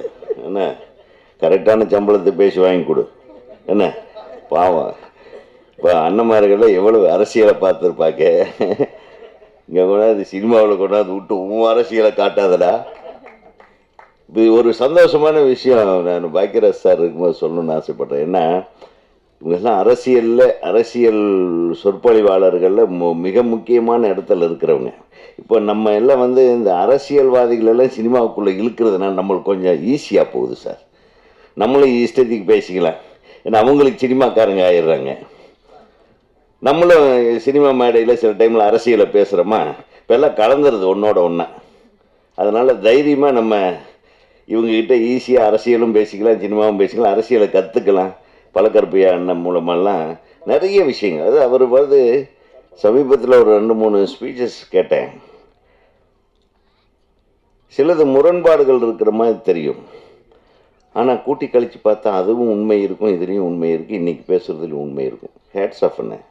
ஆனால் அது அந்த தெளிவு உங்கள்கிட்ட இருந்து வரும் பாருங்க, ஒவ்வொரு விஷயத்தை பேசும்போது ரியலி கிரேட். அதே மாதிரி அண்ணன் வாழ்த்துக்கள். நீங்கள் எல்லாம் இந்த படத்தில் நடிச்சிருக்கிறது இந்த படத்துக்கு பலம் சேர்க்கும். நிச்சயமாக அரசியல் என்னதான் வந்து அரசியல் பிரச்சனைனால இந்த படத்துக்குள்ள ஒரு ப்ராப்ளம் வரும்னா அது வராது. ஏன்னா இவங்க இருக்கிறதுனாலே அது வராது.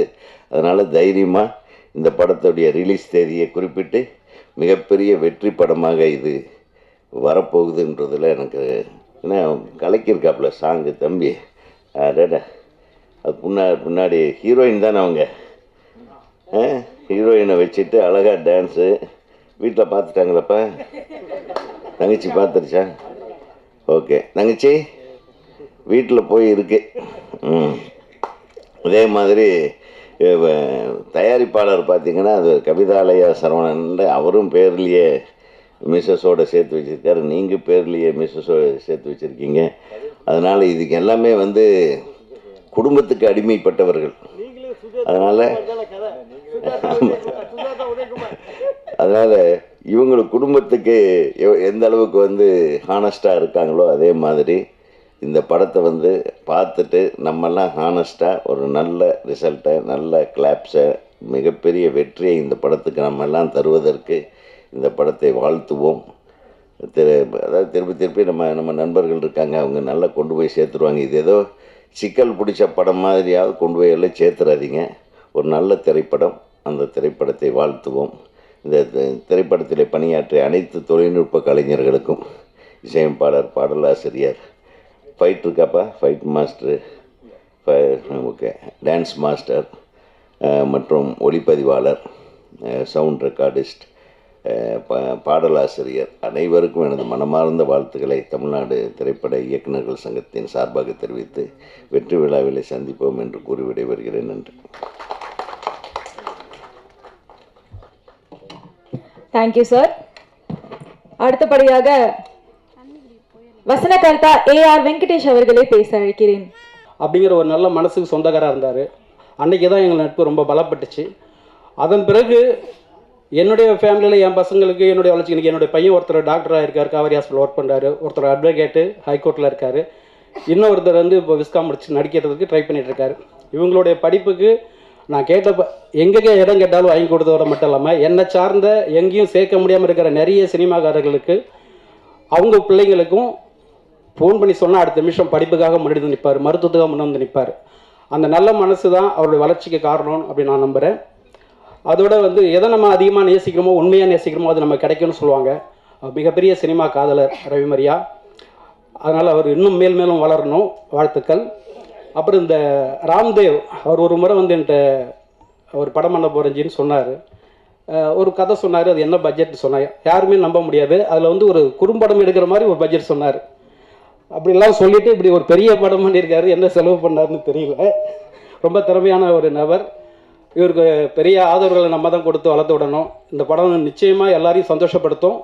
நிகழ்கால அரசியலில் வந்து பெரிய மாற்றங்கள் இருக்கிற மாதிரி சினிமாவிலையும் இந்த மாதிரி படம் வந்து ஒரு மாற்றத்தை உருவாக்கணும். உங்கள் எல்லாருடைய ஒத்துழைப்புலையும் இந்த படத்தில் பணி செஞ்ச அத்தனை பேருக்கும் வாழ்த்துக்களையும் நன்றியும் தெரிவிச்சுக்கிறேன். வணக்கம். Thank you sir. அடுத்தபடியாக இவ்விழாவின் கதாநாயகன் அப்படின்னு சொல்லலாம், பாடலாசிரியர் மற்றும் மியூசிக் டைரக்டர் துளசிராமன் அவர்களை பேசுமாறு கேட்டுக்கொள்கிறேன். மிக்க நன்றி. இது என்னோடய முதல் மேடை. அதனால் பெரிய ஜாம்பவான்களுக்கு மத்தியில் பேசுகிறதுனால எங்கே மறந்துட போகணும்னு சில விஷயங்களை எழுதிட்டு வந்தேன். ஆனால் வரும்போதே கொஞ்சமாக பேசணும்னு சொல்லிட்டாங்க. அதனால் கொஞ்சம் பேசுறதுக்கு முயற்சி பண்ணுறேன்.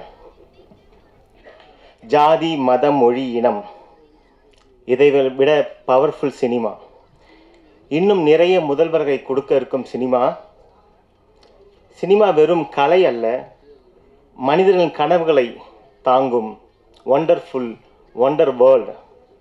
இந்த ஒண்டர் வேர்ல்டில் இன்று மக்கள் தலைவா என்ற புதிய லைட் உருவாயிருக்கு. இந்த லைட்டு கொடுத்த ப்ரொடியூசர் திரு கவிதாலயா சரவணனுக்கு வணக்கம். இதற்கு கரண்ட் கொடுத்த திரு ராம்தேவ் அவர்களுக்கு வணக்கம். இதன் மூலம் கலர்ஃபுல் வெளிச்சத்தை கொடுத்த ஆக்டர்ஸ் அண்ட் டெக்னீஷியனுக்கு அனைத்து உள்ளங்களுக்கும் நன்றி. இப்படத்தை மக்களுக்கு கொண்டு செல்லும் பிரஸ் அண்ட் மீடியா மற்றும் இணையதள நண்பர்களுக்கும் இங்கே அமர்ந்திருக்கும் சீஃப் கெஸ்ட் அனைவருக்கும் என் இதயத்திலிருந்து மிக்க நன்றி. மக்கள் சக்தி சூரியன்தான், அதன் வெளிச்சம் கேட்கும் கலைஞன் நான். விதியை எழுதியது கடவுள்தான், விதியை எழுதியது கடவுள்தான், அந்த விதியை மாற்றி அமைப்பது மக்கள்தான். அதனால்தான் உங்களிடம் கேட்டுக்கொள்கிறேன், எனக்கு ஆதரவு கொடுங்கள், என் பாடலில் சப்போர்ட் பண்ணுங்க. மக்களை மயக்கி மகிழ்வித்து மனதை கொள்ளை கொள்ளும், காலத்தை வெல்லும் நல்ல பாடல்கள் இன்னும் நிறைய என்னிடம் இருக்கிறது. My dear directors and producers, 80s 90s எப்படி நிறைய பாடல்கள் வந்ததோ அதே மாதிரி இன்றைக்கி இருக்கிற காலகட்டத்துக்கு வைபா மெகா ஹிட் கொடுக்குற பாடல்கள் நிறைய என்னிடம் இருக்குது. மேலும் இந்த மக்கள் தலைவா காமெடி மூவி, இதை ட்ரைலர் இது தியேட்டரில் பாருங்கள். உங்களுடைய டென்ஷன் போய் நீங்கள் ஹாப்பியாக ஃபீல் பண்ணுவீங்க. கண்டிப்பாக ஒரு பாடல் ஆசிரியராக, இசை அமைப்பாளராக ஒரு சில வார்த்தைகள் இசைக்காக.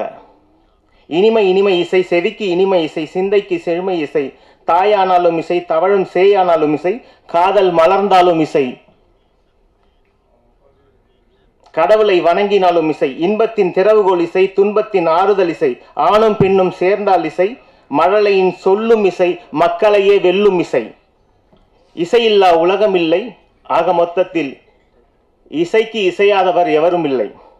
அதனால் தான் இசைக்கு வாழ்க்கை, இசைதான் வாழ்க்கை, இதுதான் கொள்கை, அளித்தேன் உழைப்பை, அடைந்தேன் சிறப்பை, வென்றேன் மக்களின் அன்பை என்று சொல்கிறேன். இந்த வாய்ப்பு அளித்த எந்த நல்ல உள்ளங்களுக்கு திரு ராம்தேவ் அவர்களுக்கும் மேலும் கவிதாலயா சரவணன் அவர்களுக்கும் எனது மனமார்ந்த நன்றி. மீண்டும் சந்திப்போம். வணக்கம்.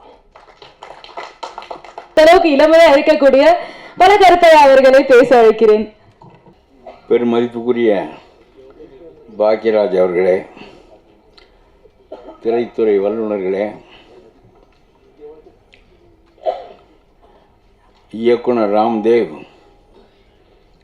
ஒரு நல்ல படம் ஒன்றை, நகைச்சுவையான படம் ஒன்றை உருவாக்கியிருக்கிறார். வெகு வேகமாக எடுக்கக்கூடியவர். 5 நாளில் எடுப்பதை 3 நாளில் எடுத்து விடுவார். அவ்வளவு வேகமாக அவருடைய கேமராமேனும் அவருக்கு உதவியாக இருந்தார். அவரே தான் பட தயாரிப்பாளராக தொடங்கினார். பிறகு வண்டி கொஞ்சம் தூரம் போய் நின்று விட்டது. பிறகு ஒரு தயாரிப்பாளர் தேவைப்பட்டார். அவருடைய சொந்த ஊரிலே இருக்கிற கவிதாலயா சரவணனை அவர் எப்படி மடக்கினார் என்பதிலே தான் அவருடைய மாபெரும் திறமை இருக்கிறது. அவருடைய வீட்டிலேயே எடுத்தார். அவரையும் ஒரு கதாபாத்திரமாக்கினார். அவரையும் இந்த கதையில் ஈடுபட வைத்தார். முழு படமும் அவருடைய வீட்டில் தயாரிக்கப்பட்ட படம்தான். இந்த படத்தின் மூலம் கவிதாலயா சரவணனின் நட்பு எனக்கு ஏற்பட்டது என்பது ரொம்ப தகுதி வாய்ந்த பெரிய மனிதர். அவர் ஏதோ கிராமத்திலிருந்து இரட்டை மாட்டு வண்டியில் வந்தது போல் அவர் சொல்லி கொண்டாரே தவிர அவர் பெரிய செல்வர். அதனாலே பரவாயில்லப்பா, உனக்கு உதவி செய்கிறேன், 2 தடவை நான் அமெரிக்காவுக்கு போயிட்டு வர்ற செலவு வந்தால் அந்த செலவு திரும்பி வந்துடுதுன்னு வச்சுக்கிறேன்னு சொல்லி ரொம்ப தைரியமாக இந்த படத்திற்கு அவர் உதவி செய்ய முன் வந்தார். ஆகவே இடையிலே தயாரிப்பாளராக வந்து இந்த தயாரிப்பை முழுமைப்படுத்தி இப்பொழுது இந்த படம் வெளிவருகின்ற அளவிற்கு அதை கொண்டு செல்கின்ற ஒரு ஆற்றலான மனிதரை இவர் பெற்றது தான் இவருடைய திரை வாழ்வினுடைய மிகப்பெரிய சிறப்பு என்று நான் சொல்வேன். நன்றாக நகைச்சுவையாக கதை சொல்லுகின்ற ஆற்றல் ராம்தேவ் உண்டு. ரவிமரியாவை பற்றி எல்லாரும் சொன்னார்கள். அவருடைய ஒரு இயக்குனராக இருந்து நடிகராக வந்து எல்லாருமே அவரை பற்றி பேசிவிட்டார்கள். அப்படி அந்த பேச்சுக்கு உரியவர் தான் அவர். ராம்தேவ் இந்த காட்சிகளை ரொம்ப நகைச்சுவையாக அமைத்திருக்கிறார். நான் கெடுமதியாளனாக, வில்லனாக நடித்திருக்கிறேன், பிற வேடங்களில் நடித்திருக்கிறேன். ஆனால் நகைச்சுவையாக படம் முழுவதும் ஒரு பகுதியில் நடிப்பது என்பது இந்த படத்தில் எனக்கு கை வந்தது. மிகவும் ரசித்து நான் அதை நடித்தேன். அதையெல்லாம் இப்பொழுது நான் சொல்ல விரும்பவில்லை. ஆனாலும் சொல்லுகிறேன், எந்த ஒரு கதையும் எந்த ஒரு படமும் காலத்தை தாண்டி இருக்க முடியாது. ஹரிதாஸ் வந்த உலகத்தில் மாற்றம் விரும்புகின்ற போது பராசக்தி வருகிறது. இப்படி எந்த ஒன்றும் காலத்தை தாண்டி எவனாலும் கதை சொல்ல முடியாது. காலத்திற்கு உட்பட்டு காலத்தை வாங்கி கொண்டு கதை சொல்லுகிறவன் வென்று விடுவான். பாக்யராஜ் ஒரு சிறந்த கதையாசிரியர். அது ரொம்ப காலத்தையும் சமூகத்தையும் உள்வாங்கி கொள்ளுகிற ஆற்றல் நமக்கு இருந்து அதை கலை வடிவத்தில் வெளிப்படுத்துகின்ற போது அது மிகப்பெரிய வெற்றியை பெறும். மகாபாரதங்கள் ஏன் மீண்டும் மீண்டும் எழுதப்படுவதில்லை என்று நான் நினைப்பேன். மகாபாரதத்தில் உள்ள தர்மபுத்திரனை உருவாக்க பாரதி ராஜா அல்லது நம்முடைய இந்த இயக்குனர்கள்லாம் போதாது, அதுக்கு வியாச முனிவர் வேண்டும். ஒரு தர்மபுத்திரனை அந்த பாத்திரத்தை வடிவமைப்பதற்கு அவன் என்னென்ன சிறப்புகளையுடைய பாத்திரமாக வடிவமைக்கப்பட்டானோ 3000 ஆண்டுகளாக அவனுக்கு நிகரான இன்னொரு பாத்திரத்தை வாழ்க்கையிலும் சந்திக்கவில்லை, நாம் இதிகாசங்களிலும் சந்திக்கவில்லை. அவனை படைப்பதற்கு அவனை விட ஆற்றல் வாய்ந்த கதை தலைவன் வேண்டும். அதனால் தர்மபுத்திரனை வியாசனை தவிர வேறு யாரும் படைக்க முடியாது. அதே மாதிரி சொல்லுகிறேன், நான் படித்த கதைகளிலேயே ரொம்ப சிறந்த கதை ரீசரக்ஷன். அதை டால்ஸ்டாய் எழுதினார். டால்ஸ்டாய் காந்திக்கே முன்னோடிய அந்த ரீசரக்ஷன் கதையை எத்தனையோ முறை நான் படித்திருக்கிறேன். இப்படி ஒரு கதை தலைவனை எப்படி ஒரு கதாசிரியனால் உருவாக்க முடிந்தது என்று நாம் எண்ணி பார்த்தால் அந்த கதாசிரியனே டால்ஸ்டாய் தான். அதனாலே தான் டால்ஸ்டாய் போன்ற ஒரு மிகச்சிறந்த கதை தலைவனை அந்த ரீசரக்ஷன் பெற முடிந்தது. ஆகவே தன் காலத்தில் நம்முடைய காலத்தை, காலத்தின் சரிவை, அரசியலின் சரிவை, இழிவை வெளிப்படுத்துகின்ற படமாக இந்த படம் அமைந்திருக்கிறது. எங்கேயோ தொடங்கி ஒரு சுதந்திர போராட்டத்தில் புடம் போட்டு வந்த தலைவர்கள் நாடு ஆளுகின்ற தன்மை வேறு. அவர்கள் அரசியல் என்பது அதிகாரம் என்று கருதி வளர்ந்தவர்கள் இல்லை. அரசியல் என்பது தொண்டு, அரசியல் என்பது தியாகம், அரசியல் என்பது நேர்மை என்று ஒரு 30 ஆண்டு காலம் சிறைகளிலே வாழ்ந்து நெறிப்படுத்தப்பட்டு பிறகு ஆட்சி தலைவனாக வருகிறவர்கள். அதற்கு பிறகும் கூட கொள்கை சார்ந்த இயக்கங்கள் இந்த மண்ணிலே வளர்ந்தன. அந்த கொள்கையோடு ஊறி பிறகு அந்த தலைவர்கள் மேன்மையடைகிறார்கள். அப்புறம் ஒன்றுமில்லாமல் அதிகாரம் என்பது அதிகாரத்திற்காக, சுவைப்பதற்காக, பெருமைக்காக என்ற நிலை வந்துவிட்ட பிறகு அரசியலில் இந்த வீழ்ச்சி ஏற்பட்டே தீரும். அந்த வீழ்ச்சி ஏற்பட்டது. ஆனால் தமிழ் சமுதாயம் ரொம்பவும் முதிர்ச்சி அடைந்த சமுதாயம். ஆகவே இதிலிருந்து மீட்பதற்குத்தான் இவர்களெல்லாம் கதை எழுதுகிறார்கள். இது மோசமாக இருக்கிறது என்று சொல்வதற்காக இல்லை, மோசமாக இருக்கிறது, தமிழ் சமூகம் இதிலிருந்து மீள வேண்டும் என்பதற்காகத்தான் இவர்கள் கதை எழுதுகிறார்கள். அவருடைய படம் அப்படித்தான் அமைந்திருக்கிறது. மக்கள் தலைவா ஃபார் சேல் என்பது மக்களுக்கு தலைவனாக இருக்கின்றவன் மக்களை வழிநடத்துகின்றவனாக இருக்க வேண்டும், விற்பனைக்குரியவனாக இருக்கக்கூடாது என்கின்ற செய்தியை மிக சிறப்பாக நம்முடைய ராம்தேவ் சொல்லியிருக்கிறார். ஆகவே அவரை நான் பாராட்டுகிறேன். கதை தலைவன் என்று சொல்வதற்கு இவ்வளவு வெட்கப்பட வேண்டாம். நம்முடைய கதை தலைவர் வெற்றி பெற்று விட்டால் நீங்கள் பெரிய தலைவராகி விடுவீர்கள். வெற்றி சார்ந்தது தான் நம்முடைய வாழ்க்கையை தவிர. ஆகவே அது ஒன்றும் பெரிய செய்தி இல்லை. இந்த படத்தை கடைசி வரையிலும் கொண்டு செலுத்தக்கூடிய ஆற்றல் வாய்ந்த தயாரிப்பாளர் உங்களுக்கு கிடைத்து விட்டார். கடைசி கிராமம் வரையிலும் இந்த படத்தை அவர் கொண்டு செலுத்துவார். அது அவருக்கு ஒரு பெரிய சுமை இல்லை. கழுதையே குதிரை போல் ஓட்டுகின்ற ஆற்றல் உடையவர் நம்முடைய கவிதாலயா சரவணன். ஆகவே ஒரு குதிரை கிடைத்தால் அதை பஞ்ச கல்யாணி குதிரையாக ஆக்குவார் என்ற எண்ணம் எனக்கு உண்டு, நம்பிக்கை உண்டு. பல தொழில்கள் செய்து வெற்றி அடைந்த அந்த மனிதரை திரைத்துறைக்குள் இழுத்து இப்பொழுது அடுத்த படம் என்ன எடுக்கலாம் என்று சிந்தித்து கொண்டிருக்கின்ற அளவுக்கு அவரை கொண்டு வந்து விட்டீர்கள் என்று சொன்னால் அது ஒரு பெரிய மாறுதல் தான். பணம் வைத்திருப்பவர்கள் வருவது தான் நல்லது. அவனும் கடனை வாங்கி நம்மையும் மாரடித்து கடைசியில் கிடந்து எல்லாரும் நடுரோட்டில் நிற்பதற்கு பதிலாக செல்வமுள்ள மனிதர்கள் கையில் இந்த சினிமா வந்து சேருவது நல்லது என்று சொல்லி, மக்கள் தலைவன் he should not be for sale, he should lead the people, he is to lead the people என்று சொல்லி ஒரு பெரிய கருத்தை, மூட நம்பிக்கைகள் மிகுந்த காலத்தில் பராசக்தி என்பது அதை கொளுத்துவதற்காக வந்தது போல, அரசியல் என்பது கீழ்மை நிலையை அடைந்துவிட்ட நிலையில் அதை மேன்மை நிலைக்கு தூக்குவதற்காக இந்த படத்தை எடுத்த இயக்கிய ராம்தேவுக்கு என்னுடைய பாராட்டுக்களை தெரிவித்து விடைபெறுகிறேன். மேடையில் அமர்ந்திருக்கும் பாக்யராஜ் சார் அவர்களுக்கும் லியாத் சார் அவர்களுக்கும், நிறைய பேர் போயிட்டாங்க, பேரரசு அவர்களுக்கும், உதயகுமார் சார் அவர்களுக்கும், நாஜில் சம்பு சார் அவர்களுக்கும், கருப்பையா சார் அவர்களுக்கும், அத்தனை பேருக்கும், ரங்கநாதன் அவர்களுக்கும், கேமராமேன் மற்றும் இந்த படத்தோடைய டீம் வந்து கேமராமேன், மியூசிக் டைரக்டர், ரைட்டர்ஸ் அத்தனை பேருக்கும் எனது வணக்கத்தை தெரிவித்துக் கொள்கிறேன். மக்கள் தலைவா ரவி என்கிட்ட முதல்ல சொல்லிட்டு இருந்தாப்புல, நான் வந்து பெருசாக அதை கான்செப்ட் பண்ணல.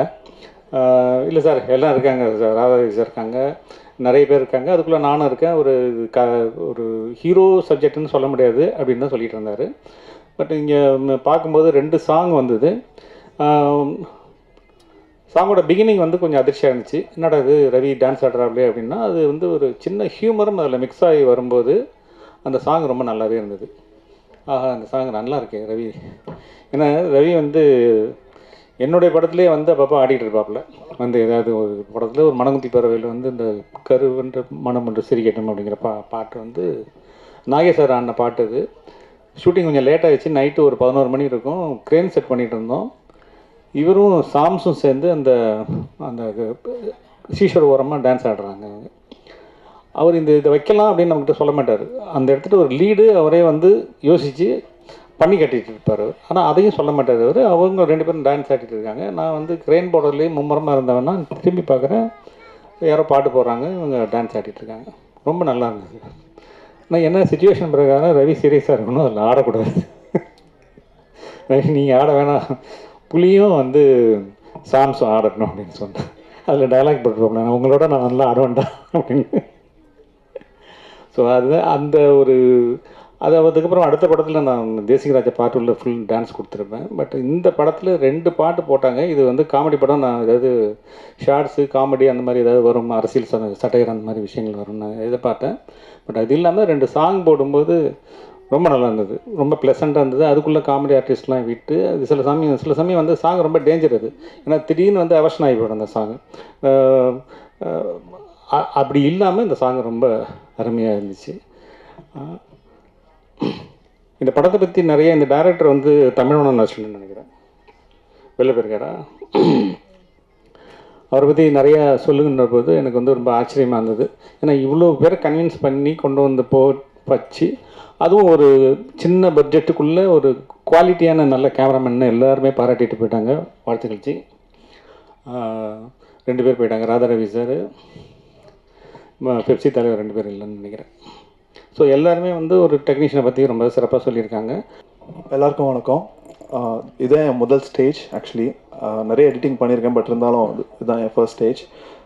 மேடையில் இருக்கும் என்னை நம்பி அவர் 3வது படமும் படத்துக்கு பண்ண கொடுத்ததுக்கு ரொம்ப நன்றி. Thank you sir. சிங்கர், ஆக்டர், இப்போ இந்த திரைப்படத்துல சிறந்த நடிகரா பணியாற்றியுள்ள பேரரசு அவர்களை ஒரு சில வார்த்தைகள் பேசுமாறு கேட்டுக்கொள்கிறேன். அனைவருக்கும் வணக்கம். படத்தின் இயக்குனர் ராம்தேவ் ரொம்ப விவரமான ஆளுன்ட்டு ராதாரவன் சொல்லிட்டாரு. ஒரு டேரக்டர் ராதாரவனே ஏமாத்திருக்காருன்னா நாங்களே ஏமாத்துறோம். என்னோடய அசிஸ்டண்ட்டு முரளி அவரோட ஃபோன் பண்ணி, சார் இது மாதிரி ராம்தேவன் டைரக்டரு படத்தில் நடிக்கணும்னு கேட்குறாங்க சார். ஓகே, புது எத்தனை நாள்னு கேட்டு நான் ரொம்ப கம்மியாக இருந்துச்சு. ரொம்ப நாள் கம்மியாக இருக்குது, இதில் என்னத்தை நடிக்கிறது வேணான்ட்டேன். அப்புறம் திருப்பி முரளி பேச முடியும், நேராக வந்து லைன் சொல்கிறோம்னாரு. சரி ஓகே லைன் கேட்டேன், கதை கேட்கல. பிகினிங்கே சொன்னார், டாஸ்மாக் போறிய, சரி டாஸ்மாக் ஓகே, பாட்டில் வாங்கி குவார்ட்ரு வாங்குறிய, நான் ஆரம்பமே மாதிரியா இருக்கேன். சரி சரி, பாட்டிலுக்கு பைசா கொடுத்து கூட 10 ரூபா கேட்டானுங்க. என்னடா பாட்டிலுக்கு மேலே 10 ரூபா கேட்குறேன்ட்டு தகராறு பண்ணி என்னப்பில் நடிக்கிறேன்ட்டேன். அதனால் அப்புறம் கதை இல்லை, நமக்கு இந்த மேட்ரு போதும். பாட்டிலுக்கு 10 ரூபாங்கிறது பற்றிட்டு எரிஞ்சிச்சு. சரி, இப்போ நம்ம என்ன பண்ணால் அப்போ என்ன தான் துணிச்சல் கிட்டதான் அர்த்தம். மேடையில் பேசுகிறோமே, ஓகே அப்படின்னா அதில் பண்ணால் தான் பாட்டிலுக்கு 10 ரூபா கேஸ் தான் நம்ம கேஸ். அது வேணாம் இப்போ. அப்புறம் இன்னொரு ராம்தேவ் வந்து ரொம்ப வருமானம் ஆளுந்திருக்கு. இன்னொரு காரணம், எடுக்கிற அரசியல் படம் இதில் வந்து எந்த வகையிலும் நம்ம பாதிச்சிடக்கூடாதுன்ட்டு தமிழ் என்னென்ன அரசியல் கட்சி தான் இருக்கோ அதில் யார் யாராக இருக்காங்களோ அவனுக்கு உள்ளே போட்டார். ஏடிஎம்கில் ஒரு ஆள், டிஎம்கில் ஒரு ஆள், பிஜேபியில் ஒரு ஆள்.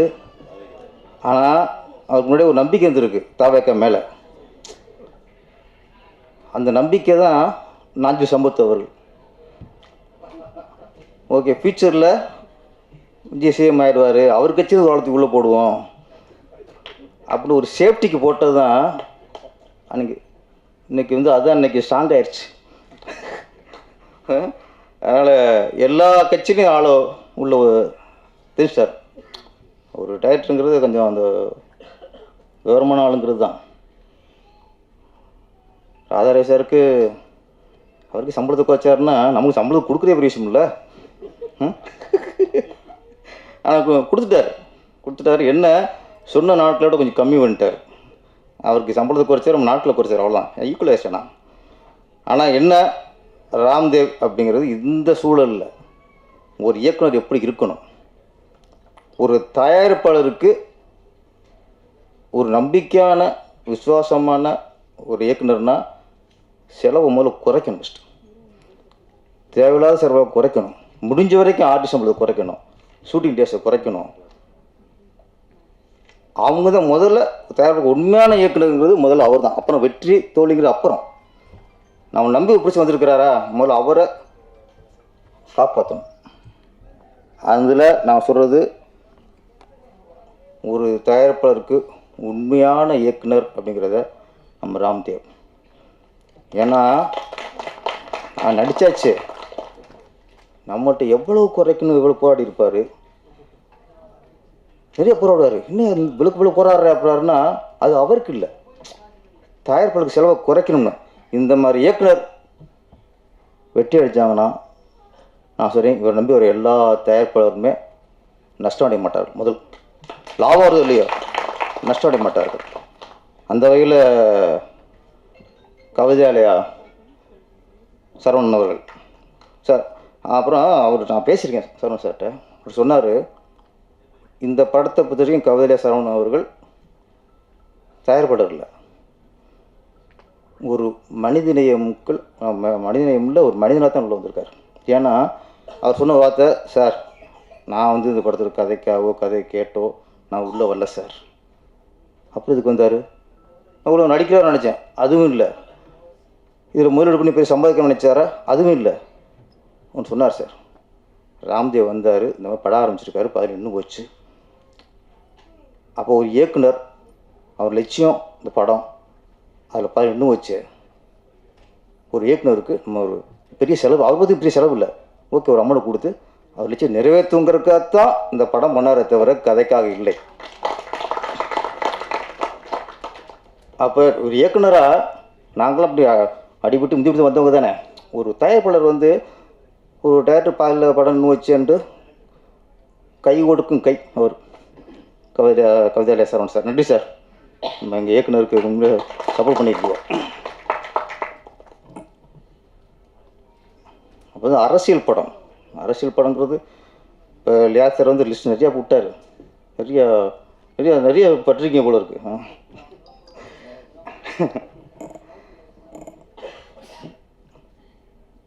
முதல்ல அரசியல் படம் அப்படின்னா நம்ம என்ன நினைக்கிறோம், ஒரு ஆளுங்கட்சியை தாக்குறது, ஒரு அரசியல்வாதிகளை தாக்குறது, ஒரு கட்சியை தாக்குறது, இதுதான் அரசியல் படம் நினைக்கிறோம்.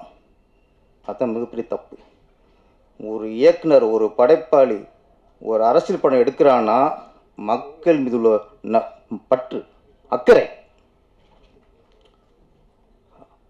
ஆளுங்கட்சியை குறைச்சி என்ன வருது, ஒரு கட்சி சரியில்லை, ஆளுங்கட்சியில் ஒரு அமைச்சர் சரியில்லை, நிர்வாகம் சரியில்லை, செயல்பாடு சரியில்லைன்னா அது நம்ம குறை நினைக்கிறோம்.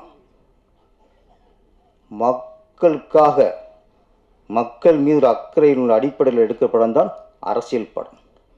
அதனால் இந்த அரசியல் படங்களுக்கு சென்சார் டிஸ்டர்ப் பண்ணாலோ, அரசியல் டிஸ்டர்ப் பண்ணாலோ மக்கள் சப்போர்ட்டாக இருக்கணும். ஒரு அரசியல் கட்சிக்கு ஒரு தலை வருதுன்னா முதல்ல மக்கள் குரல் கொடுக்கணும். ஏன்னா மக்களுக்கு அடுக்கப்பட்ட படம். இப்போ மக்கள் தலைவனா என்ன? மக்களுக்கான தலைவன். இந்த படத்தோட கதை ஓட்டம் காமெடியாக இருக்குமே தவிர இதோட கருத்து ரொம்ப ஆழமானது. மக்கள் ஒரு அரசியல் கட்சி சார்ந்தவரை மக்கள் எப்படி ஏமாத்துறாங்க அப்படிங்கிறத சொல்கிறான். யாருக்கா சொல்கிறான்? அரசியல்வாதிக்காவா? மக்கள் உஷாராருங்க. அதான் நான் வந்து எம்ஜிஆர் புரட்சித்தலைவர் எம்ஜிஆர் காலத்தை நான் வந்து இந்த வகையில் நான் பொற்காலம் சொல்லுவேன். ஏன்னா அவர் ஆட்சியில் இருக்கும்போது அப்பொழுது தான் அதிகமாக அரசியல் படம் வந்தது. ஒரு பக்கம் மணிவண்ணன் சார், இன்னொரு பக்கம் வி.சி. குகநாதன் சார், இன்னொரு பக்கம் ராமநாராயணன் சார், அப்புறம் கலைஞர் கதை வசனத்தில் ஹனிபா படம் பண்ணுவார், எஸ்எஸ்சி சார் முக்கியமாக. சார் நான் எல்லா பக்கமும் அரசியல் படம். எஸ்எஸ்சி சார் படத்துலலாம் ஒரு கிளைமாக்ஸில் வந்து முதலமைச்சரை ரோட்டு ஓட விடுவாங்க, அடிப்பாங்க. இப்போ எடுக்க முடியுமா? எல்லாத்தையும் சகிச்சுட்டு ஒரு புரட்சித்தலைவர் எம்ஜிஆர் அவர் இருக்கும்போது தான் நிறைய அரசியல் படம் வந்துச்சு. அதுக்கப்புறம் விமர்சனங்களை தாங்குகிற சக்தி அரசியல் தலைவருக்கு இல்லை. எந்த அரசியலுக்கு பேசினாலும் நம்மளை தான் பேசுகிறாங்களோ பயம். எம்ஜிஆர் ஏன் எல்லாத்தையும் விட்டாருன்னா அவருக்கு மக்கள் மீது நம்பிக்கை இருந்துச்சு.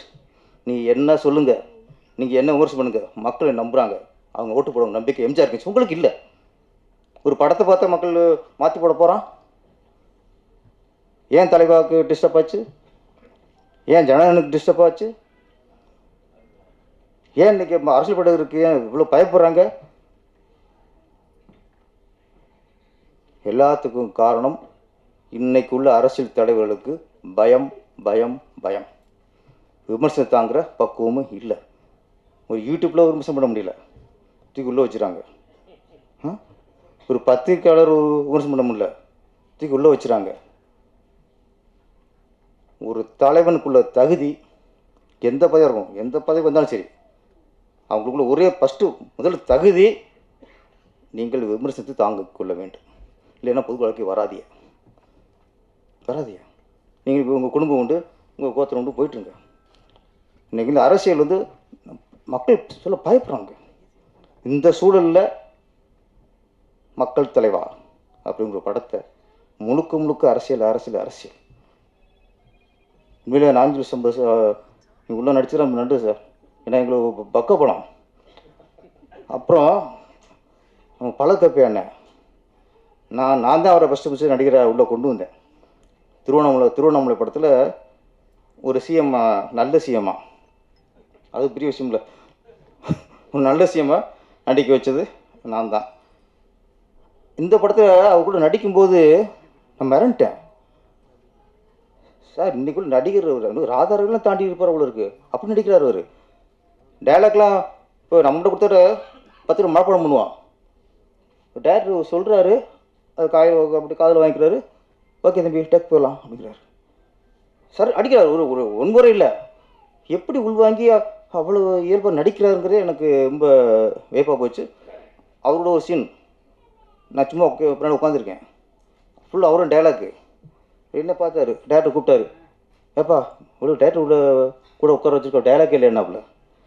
இப்போ நான் சொன்னேன், இல்லை சார் இந்த இதில் நீங்கள் தான் பேசணும், நான் பேசக்கூடாது. அப்படியா? அவருக்கு நான் ஒரு டைலாக் இல்லாமல் உட்காரு, அவருக்கு உறுத்துது. நான் அந்தளவுக்கு இன்றைக்கி நான் சம்பு சார் பள்ளக்கருப்பையா அண்ணன் நல்ல அரசியல்வாதிங்கிற விட மிகப்பெரிய நல்ல நடிகரான உருவாயிருக்கார். நீங்களும் வந்துடணும். அப்படி நீங்கள் அரசியல் நம்பிக்காதீங்க, எப்போ கால வரும் தெரியாது. உங்களுக்கு ஆனால் சினிமா கை கொடுக்கும். உங்களுக்கு இந்த கட்சியிலன்னா எந்த கட்சியுமே நம்மளுக்கு வந்து நிரந்தரம் இல்லை. அதனால் சினிமா நிரந்தரம் சார். பள்ளக்கருப்பையானனுக்கு எங்கள் சினிமா நிரந்தரம், தொடர்ந்து வாய்ப்பு கொடுக்கும். நாஞ்சி சம்பு சாருக்கு தொடர்ந்து எங்கள் சினிமாவில் உங்களுக்கு நாங்கள் வர இருப்போம். அதனால் நீங்கள் அரசியல் நம்புகிறத விட எங்கள் சினிமா நம்புங்க. நாங்கள் அவருக்கு பிஆர்ஓ நாங்கள் அனுப்புகிறோம், மேனேஜர் அனுப்புகிறோம், நிறைய வச்சுருக்கோம். சினிமா தான் சார் உங்களுக்கு இனிமேல் உங்களுக்கு சரி பழக்கப்பேன். ஏன்னா மக்கள் தலைவருக்கு அப்புறம் பாருங்கள், நீங்கள் வந்து மிகப்பெரிய நடிகராக வந்துடுவீங்க, பிரபல நடிகராகிடுவீங்க. அதுக்கு நீ தனியாக கட்சி ஆரம்பிக்க நாங்கள் வரோம். நன்றி வணக்கம். Thank you sir. அடுத்தபடியாக கதையின் நாயகி அக்ஷரா விஜய் அவர்கள் ஒரு சில வார்த்தைகள் பேசுமாறு கேட்டுக்கொள்கிறேன். எல்லாருக்கும் நமஸ்காரம்.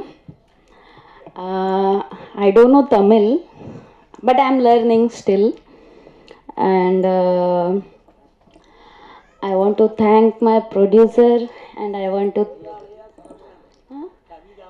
Kavithalaya Sarvanand sir ki nandri and Ramdev sir ki rumba nandri and all DOP sir and my master, dance master sir, Suryan sir and Roshan ma'am. And one more sir is there, I'm not remember his name, but I want to thank him also. He's they three are doing very well for me. Sorry, I'm nervous అవుతున్నా నేను తెలుగులో మాట్లాడతా. Why because నేను from నేను from Hyderabad. So నాకు తెలుగు వచ్చు, నేను తెలుగులో చాలా కంఫర్టబుల్. సో నాకు రామ్ సార్ ఫస్ట్ రిజెక్ట్ చేశారు, తర్వాత మళ్ళీ యాక్సెప్ట్ చేశారు. అండ్ రామ్ సార్కి చాలా చాలా చాలా థ్యాంక్స్. అండ్ నాకు చాలా సపోర్ట్ చేశారు మా దాస్ సార్ అండ్ మా Shiva sir. They are my manager and my casting also. So they both are supported me so much. అంతే, ఇంకా ఏం చెప్పాలి నాకు అర్థం కావట్లేదు. థ్యాంక్ యూ సో మచ్ నాకు ఈ ఛాన్స్ ఇచ్చినందుకు. అండ్ మాస్టర్ గారు, DOP sir and here media people, thank you so much who are covering me here. Thank you so much all. Thank you. ஒரு 6 நிமிஷம் எடுத்துக்கிறேன். முக்கியமான ஆளை பாராட்ட மாட்டேன். ஏன்னா அவர் நாளைக்கு அவரோட குடும்பம் நடத்த வேண்டியிருக்கு. பல சங்கங்களில் குடும்பம் நடத்த வேண்டியிருக்கு, வச்சு செஞ்சுருவார். ரவி மரியா நண்பர், கதையின் நாயகன்கிறோட நான் துணிச்சா சொல்கிறேன், கதாநாயகன் ஹீரோ எங்கள் ரவி மரியா. அவர் அது நிறைய சொல்லிட்டாங்க, இன்வால்வ் பண்ணால் அப்படி இன்வால்வ் ஆயிடுவார். இந்த படத்தில் இன்னொரு சாங் ஒன்று இருக்குது, டியூட் சாங். அதை போட மாட்டாங்க, ஒருவேளை ஒய்ஃப் வந்துருக்கான்னு தெரியல. அதுக்கு இப்போ பார்த்துட்டு கட் பண்ணியிருக்க, டெய்லரும் போட வேணாம். டெய்லர் போட்டால் சென்சார் பிரச்சனை, அந்த டியூட்டை போட்டால் வீட்டில் பிரச்சனை. அதனால் 2 இங்கே வந்து கட் பண்ணிட்டாங்க. இருந்தாலும் அந்த சாங் கிட்ட இருக்குது. நான் அவங்க ஒய்ஃபுக்கு நம்பர் வாங்கி அனுப்பி வைக்கிறேன். அவ்வளோ நெருக்குங்க, ஒரு ஹீரோ அவ்வளோ நெருக்கமெல்லாம் நடிச்சிருக்காரு. அப்புறம் நான் ஒரு படம் நடிச்சிருந்தேன், இப்போ இன்னொரு படம், அதுக்கு தான் மீசை வச்சது. அது போகும்போது இப்போ டைரக்டர் கேட்டேன், அப்பா சின்ன முடிஞ்சுதா, நான் இது தாடியோடு இருப்பேன், மீசை வைக்கிற மாதிரி இருக்கு. இல்லை சார் முடிஞ்சிச்சு, என்ன அப்படின்னு காசனை கொடுக்கணும்ல, முடிஞ்சிட்டாரு. அப்போ ஷூட்டிங் போய் கூட கஞ்சாகர் படிச்சுக்கிருக்காரு. அவர் திடீர்னு சார் நான் 2 மணிக்கு நான் போயிடுறேன்ட்டு அந்த டைரக்டரை பெர்மிஷன் வாங்குறாரு. நாங்கள் எதுக்கு போகிறீங்க, எனக்கு ரிஹர்சல் இருக்குது. நாப்பில் என்ன ரிஹர்சல், டான்ஸ் ரிஹர்சல் இருக்குது. கஞ்சாகருக்கு டான்ஸ் ரிஹர்சலா? எனக்கு புரியல. என்னங்க டான்ஸ்? இல்லைங்க உங்களுக்கு ரிஹர்சல் நாப்பில்.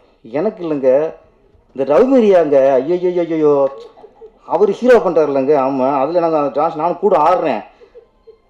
அவர் ரிஹர்சல் தொலைய வேண்டியதானே, என்னையும் கூப்பிடாருங்க நாப்பில். ஏன்னா இவர் அவர் போகிற மூமெண்ட்டு நானும் போடணுமா, அப்புறம் என்னை கூப்பிட்டாருங்க. சரின்ட்டு அனுப்பியாச்சு.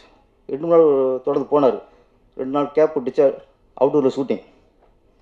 கஞ்சாகர் போகிறாரு, கை இறங்கிடுச்சு.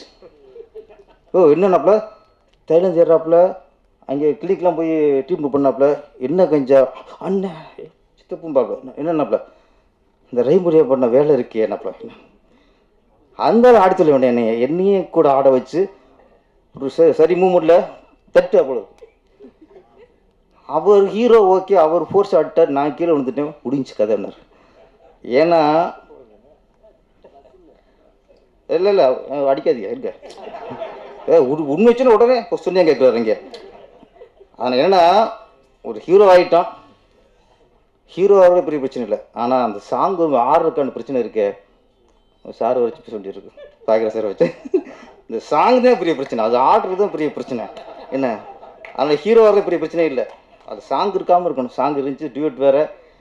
அதில் சொல்கிறேன், ஒரு உதாரணம், ஹீரோ ஆகிட்டான், சாங் ரிஹர்சல் பண்ணணும், கூட நடிக்கணும், குடும்பப்படுத்தணும், என்ன இவ்வளோ பண்ணியிருக்காரு ரவிமரியா அவர்களுக்கு. இப்போ வந்து ஒரு காமெடி சார்ந்த ஒரு ஹீரோக்கள் இல்லை, அந்த கொடையை திருத்து வைப்பா. நன்றி, வணக்கம். मैं నేను కొన్ని మర్చిపోయినా చెప్పడానికి. రవి సార్ గురించి నేను మాట్లాడలేకపోయినా, sorry Ravi sir. Ravi sir నేను ఎప్పుడైనా సెట్లోకి ఉంటే నా కళ్ళు ఇట్లా ఉంటుంది, ఎందుకంటే అక్కడ సన్ ఎక్కువ ఉంటుంది కదా. ఏమైంది అక్షర, కళ్ళు తీరు అక్షర, కళ్ళు తీరు. నాకు కళ్ళే తీరదు, ఎందుకంటే సన్ వస్తే ఒక లైట్ వస్తే నా కళ్ళు ఇట్లా అయిపోతుంది. ఏమైంది అక్షర, ఏమైంది అక్షర. సో రవి సార్ చాలా హెల్ప్ చేశారు నన్ను, యాక్టింగ్ గురించి కూడా, డాన్స్లో కూడా. డాన్స్ సమ్టైమ్ సార్ చేయలేకపోతుంటే, సమ్టైమ్ నేను చేయలేకపోతుంటే. అండ్ నేను అందరికీ ఒకటే చెప్దాం అనుకుంటున్నా ఏంటంటే, మీ అందరూ మా మూవీకి చూడడానికి రండి అండ్ మమ్మల్ని సపోర్ట్ చేయండి. ఐ హోప్ అందరూ వస్తారు చూడడానికి. Thank you so much. Thank you so much. அடுத்தபடியாக கதாநாயகனை கூப்பிட வேண்டிய டைம் அப்படின்னு நினைக்கிறேன். பல நண்பர்களை சேர்த்து வச்சு இன்னைக்கு தெரிஞ்சிருக்கு அப்படின்னு நினைக்கிற மேடையில பார்க்கும்போது அவ்வளோ ஜான்பவான்கள் வந்து விஷஸ் கொடுத்துட்டு இருக்காங்க. எனதருமை பத்திரிகை நண்பர்களே, ஊடக நண்பர்களே, இணையதள வலைத்தள சகோதர சகோதரிகளே, இங்கே மேடையில் விட்டிருக்கும் ஜாம்பவான்களே, என்னுடைய அன்பிற்காக, என்னுடைய அழைப்பிற்காக இவ்வளவு பெரிய கூட்டத்தை எனக்காக வரவழைத்த அந்த அன்பு உள்ளங்களுக்கு என்னுடைய மனமார்ந்த நன்றியையும் வாழ்த்துக்களையும் தெரிவிச்சுக்கிறேன். வழக்கமாக நான் நிறைய பேசுவேன், ஒவ்வொரு படத்துலையும் அதில் வில்லனாக இருப்பேன், நிறைய பேசுவேன். இந்த படத்தில் கதாநாயகன் சொல்லிட்டாங்க, என்னால் பேச முடியல. அதுபோக தேட்டருக்கு ரொம்ப டைம் ஆச்சுன்னு சொல்கிறாங்க. உங்களுடைய அனைத்து உள்ளத்திலிருந்து வரக்கூடிய நல்வாழ்த்துக்களை பெற்று உங்களிடம் விடைபெறுகிறேன். நன்றி, வணக்கம். கமெடியன் இன்னைக்கும் ஃபேவரட்டா இருக்கக்கூடிய படங்களை கொடுத்திருக்க கஞ்சா கருப்பு அவர்களை பேச அழைக்கிறேன்.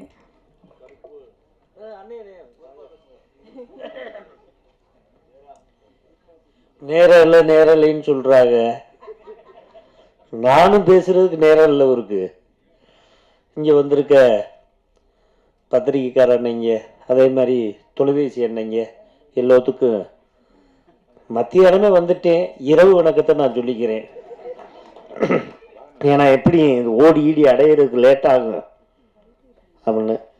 அதே மாதிரி இந்த படத்துடைய ப்ரொடியூசரு அண்ணே கவிதாலயா சரவணண்ணே வந்து தேனியோடைய மன்னன், சினிமாக்காரவங்களுக்கு பெரிய அண்ணன். எவ்வளோத்துக்கு போகிறவங்களுக்கு அவர் வீட்டில் நல்ல உணவு கொடுத்து ஒரு பெரிய திருப்பதி படம் கொடுத்து விடுவார். அது இன்னைக்கு வரைக்கும், ஏன்னா முத எனக்கு பேரரசு சித்தப்பாவுக்கும் திருப்பதி படம் கொடுத்தாரு, அவர் தலைவர் ஆகிட்டார். நான் இன்னும் தலைவன் ஆகாமல் இருக்கேன், அடுத்து ஆயிடுவேன் பெரிய தலைவராக. ஏன்னா மக்கள் தலைவரில் வந்து நான் நடிச்சிருக்கேன்ல, அதனால் நிச்சயம் பெரிய தலைவன் ஆயிடுவேன். அதே மாதிரி ராம்தேவ் மனுஷன் ஒருத்தர் வேணும்னா ராதாரவி சொன்னது மாதிரி 3 மணிக்கு போன் அடிப்பாருங்க. அண்ணே எங்க இருக்கீங்க அப்படின்னு. பஸ் ஸ்டாப் உங்களுக்கு 4 மணிக்கு நீங்க அந்த பாருக்கு வந்துருங்க. நான் 4 மணிக்கு நான் போயிட்டேன்.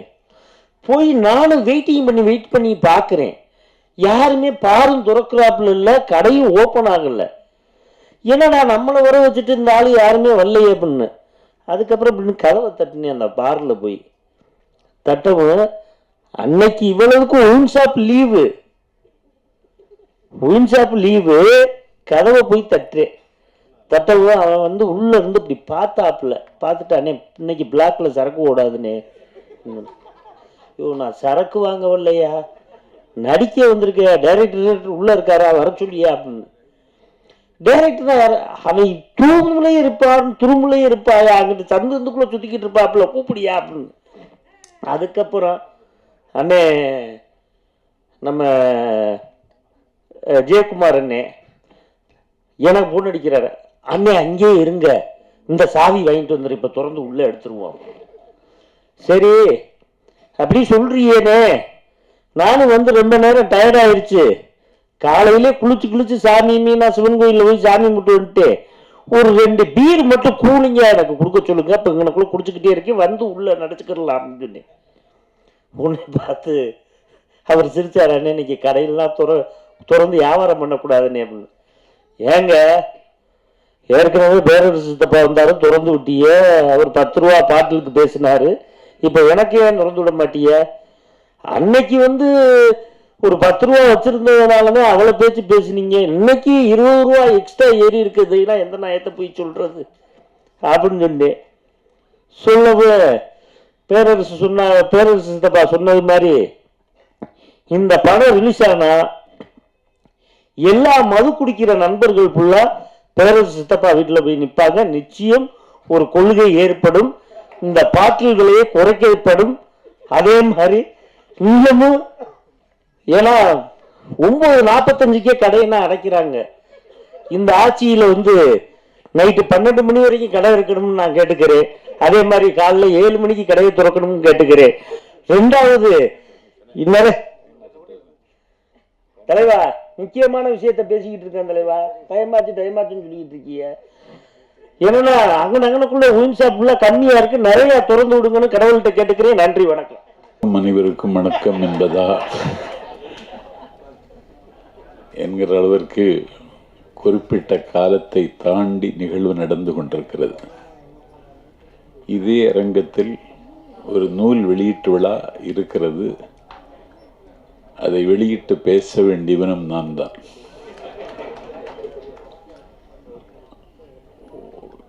பேரரசு அவர்கள் நீங்கள் தொடர்ந்து நடிக்க வேண்டும் என்று என்னிடத்தில் கேட்டார்கள்.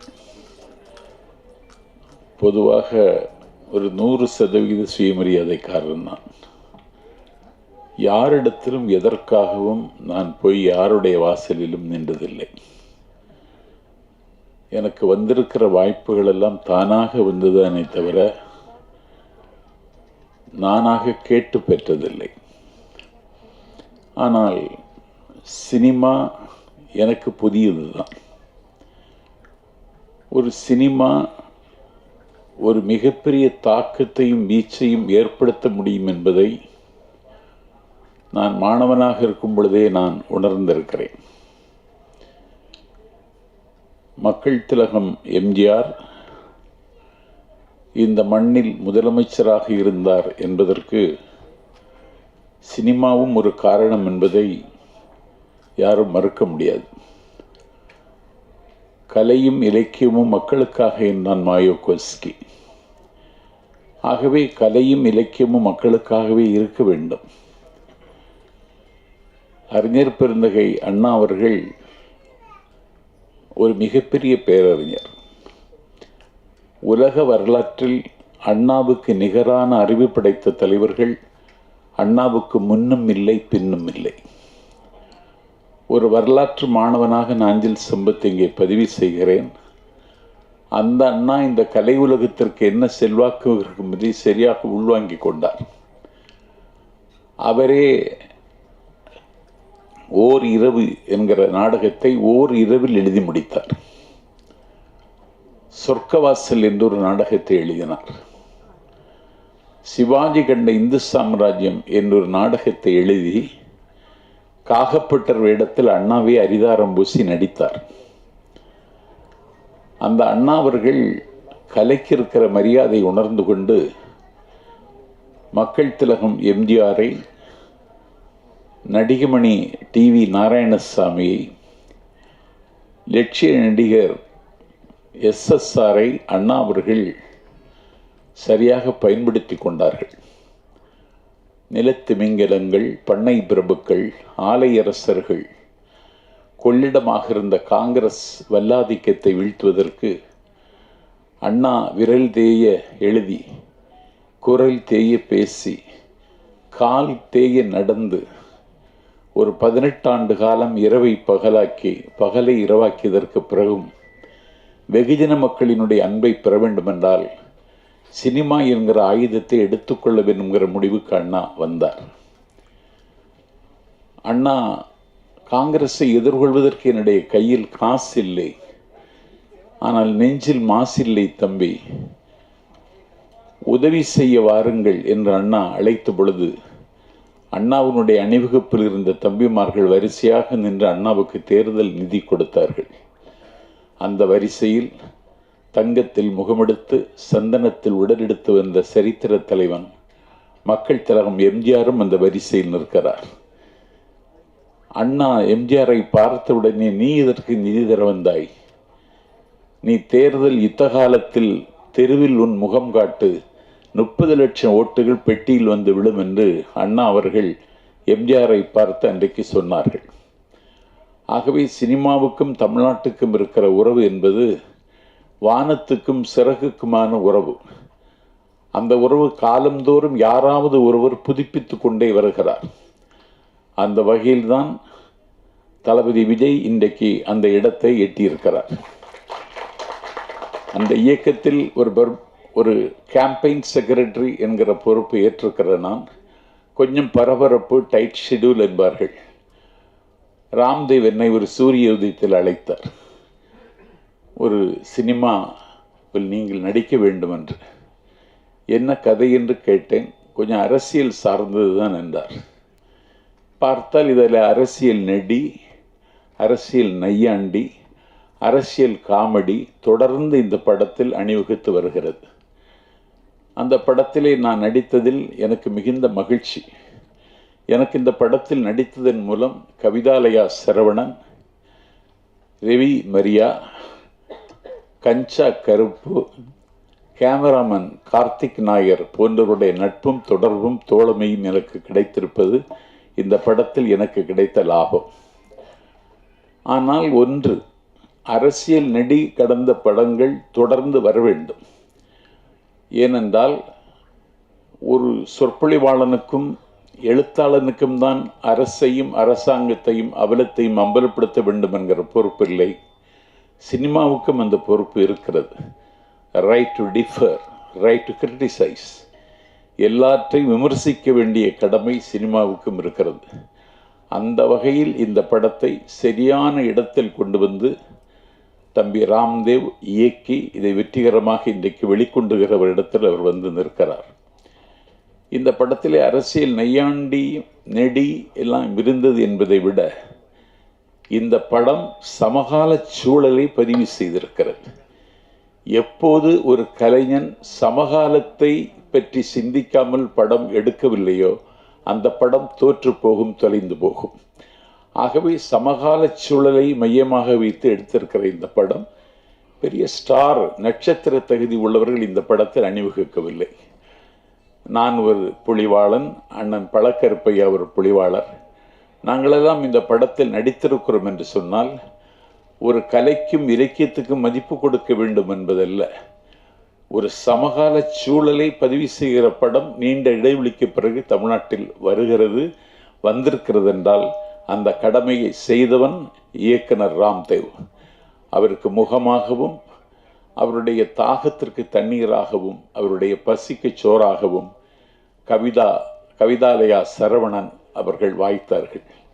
3 நாட்கள் தேனியில் முற்றுகையிட்டு இந்த படத்தை நடித்து கொடுத்ததில் நான் மிகுந்த மகிழ்ச்சி அடைந்தேன். இந்த படத்தினுடைய வெளியீடு விரைவில் வரும் என்று நான் கருதுகிறேன். என்னை பொறுத்தவரையில் தொடர்ந்து இது போன்ற படங்கள் வர வேண்டும். படங்கள் வருவதன் மூலம்தான் இந்த கலையையும் நாம் பாதுகாக்க வேண்டிய கடமை இருக்கிறது. ஏனென்றால் ஒரு நுகர்வு கலாச்சாரத்தின் நுகத்தடியில் நீங்களும் நானும் பூட்டப்பட்டு விட்டோம். எல்லோரும் இன்றைக்கு ஆண்ட்ராய்டு ஃபோனிலேயே தங்களுடைய பொழுதையெல்லாம் செலவழித்து கொண்டிருக்கிறார்கள். செத்து கிடக்கிறவன் கையிலும் ஃபோன் இருக்கிறது. அப்பொழுதும் ஃபோன் ஒலிக்கிறது. பக்கத்தில் இருக்கிறவன் இதை எடுக்கிறான். அண்ணாச்சி இல்லையான்னு கேட்டான், போயிட்டாருன்னா. இல்லையே, வருவேன்னு சொன்னாரேங்கிறான். அவர் தான் போயிட்டாருன்னா. திருப்பி எப்போ வருவாருன்னு கேட்டான். வர முடியாத ஊருக்கு போயிருக்கிறார், இனிமேல் வரமாட்டார்னு சொன்னவரும் விட மாட்டேங்கிறான். இப்படி தொலைபேசியை கட்டி அழுது கொண்டிருக்கிற ஒரு சமூகத்தில் ஒரு பெரிய ரெவல்யூஷனரி, இன்னும் சொல்லப்போனால் ஒரு கல்ச்சுரல் ரெவல்யூஷன் உருவாக்க வேண்டிய கடமை இயக்குநர்களுக்கும் சினிமா உலகத்திற்கும் இருக்கிறது. அது ஒரு மிகப்பெரிய வேலை தான். அந்த வேலையை செய்வதற்கு வருகிற காலத்தில் திரையுலகத்தில் இருக்கிற பிரமுகர்கள் முன் வந்தால் நாடும் வீடும் நலமாகும் என்பதை சுட்டிக்காட்டி பல வெற்றி படங்களை இயக்குகிற கடமை வருகிற காலத்தில் ராம்தேவுக்கு கிடைக்க வேண்டும் என்றும் கவிதாலயா சரவணன் அவரை கைவிட்டு விடக்கூடாது என்றும் கேட்டு இந்த படம் வெற்றி பெற என்னுடைய வாழ்த்தை தெரிவித்து விடைபெறுகிறேன். நன்றி, வணக்கம். Thank you sir. ஸோ ஒரு சின்ன ரிக்வெஸ்ட், பிகாஸ் இதே மாதிரி இன்னொரு படம் 6 மணிக்கு ப்ரெஸ் மீட் இருக்க வேண்டியது, அதனால தான் நேரமின்மை அப்படின்னு சொல்லிட்டு இருக்கோம். Thank you so much for the patience. So அடுத்தபடியாக director, screenwriter, actor, composer, producer, politician, அதாவது வரிசைகள் பெருசாக போயிட்டே இருக்கு அப்படின்னு சொல்லலாம். இண்டஸ்ட்ரியில் இவர் எக்ஸ்ப்ளோர் பண்ணாதது எதுவுமே இல்லைன்னு நினைக்கிறேன். அதாவது 49 இயர்ஸாக தன்னோட ஆர்ட் அண்ட் என்டர்டைன்மெண்ட் மக்களுக்கு இன்னி வரைக்கும் கொடுத்துட்டு இருக்கக்கூடிய மக்களின் மனதில் நீங்கா இடம் பிடிச்சிருக்க கே. பாக்கியராஜ் அவர்களை பேச அழைக்கிறேன். எங்கள் டைரக்டனுடைய தாக்கம் இன்னும் இருந்துட்டு இருக்கு.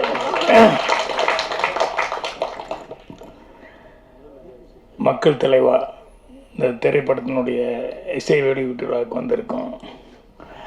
அனைத்து பத்திரிகையாளர் நண்பர்கள், டிவி ஊடக மற்றும் யூடியூப் நண்பர்கள் எல்லாத்துக்கும் என்னுடைய பணிவான வணக்கம். அதே மாதிரி முன்னால் உட்காந்துருக்க உங்களுக்கு என்னுடைய பணிவான வணக்கம். முன்னால் பேசிட்டு போனவங்க இன்னும் இங்கே உட்காந்துட்டு இருக்காங்க, அவங்க எல்லாத்துக்கும் என்னுடைய பணிவான வணக்கம் தெரிவிச்சுக்கிறேன். சோதிக்கிறதுன்னு சொல்லுவாங்கள்ல, அந்த மாதிரி கடைசியில் டைமும் இல்லை அப்படின்ட்டாங்க, வேறு வழியும் இல்லை. அதனால் ஏற்கனவே நான் சொன்ன விஷயந்தான், அதாவது எந்த பூவோட வாசமும் காற்று எந்த திசையில் வீசுதோ அந்த திசையில் தான் பயணிக்கும், எந்த பூவோட வாசனம். ஆனால் ஒரு பூவோட வாசம் மட்டும் காற்றுக்கு எதிர் திசையிலையும் கூட வாசம் வீசும். அது என்னன்னா ஒரு மனிதனுடைய நட்பண்பு அப்படிங்கிறது தான். இது ரவி மரியா அவர்களுக்கு பொருந்தும். என்னென்னா இங்கே பேசின செல்வமணிலேருந்து இன்னும் நிறைய பேர் ஒவ்வொருத்தரும் அவர் எந்த அளவுக்கு ஒரு அடுத்தவங்களுக்கு உதவும் அந்த பெருந்தன்மையான அந்த குணம், அவர் என்ன ஹெல்ப்பெல்லாம் பண்ணார் அப்படிங்கிறது சொல்ல சொல்ல கேட்கும்போது ரொம்ப சந்தோஷமாக இருந்தது. நானும் அவர் அதிகமாக பழகிறதுக்கு வாய்ப்பு இல்லை, ஏன்னா சங்கத்தில் மட்டும்தான் பேசிக்கிறதுக்கான வாய்ப்பு இருந்தது, மற்றபடி அதிகமாக பேசுறதுக்கான வாய்ப்புகள் இல்லை. பட் இங்கே இவங்கெல்லாம் ஒவ்வொருத்தரும் சொல்ல சொல்ல சொல்ல அவருடைய நல்ல குணாதிசயங்கள், பார்க்குறது கொஞ்சம் கரடு முரடாக இருப்பார், பேசுகிறது சில நேரங்களில் கரடு முரடாக தான் இருப்பார், ஆனால் அவருடைய கேரக்டர் இந்த அளவுக்கு இருக்குது அப்படின்னு சொல்லும்போது எனக்கு அது ரொம்ப சந்தோஷமாக இருந்தது. அதனால தான் நானும் அவர் ஃபஸ்ட்டு டைம் இப்போது கதையின் நாயகனாக நடிக்கிறது அப்படின்னு சொல்லி அவரே சிரத்தை எடுத்துக்கிட்டு எல்லாத்தையுமே ஒவ்வொருத்தருக்கும் ஃபோன் பண்ணி அரேஞ்ச் பண்ணி கேட்டுக்கிட்டு இருந்ததுனால அவசியம் அதில் கலந்துக்கணுன்னு. அதே மாதிரி இன்னொன்று என்னென்னா, எனக்கு இங்கே வந்ததுக்கப்புறம் தான் நம்ம பழக்கருப்பியா சார், நாஞ்சில் சம்பத் சார் இவங்கெல்லாம் நடிச்சிருக்காங்க அப்படின்னு சொல்லிட்டு, ஸோ இவங்களுடைய தமிழை கேட்கணும் அப்படிங்கிறது அது ஒரு பெரிய எனக்கு ஒரு ஆசை.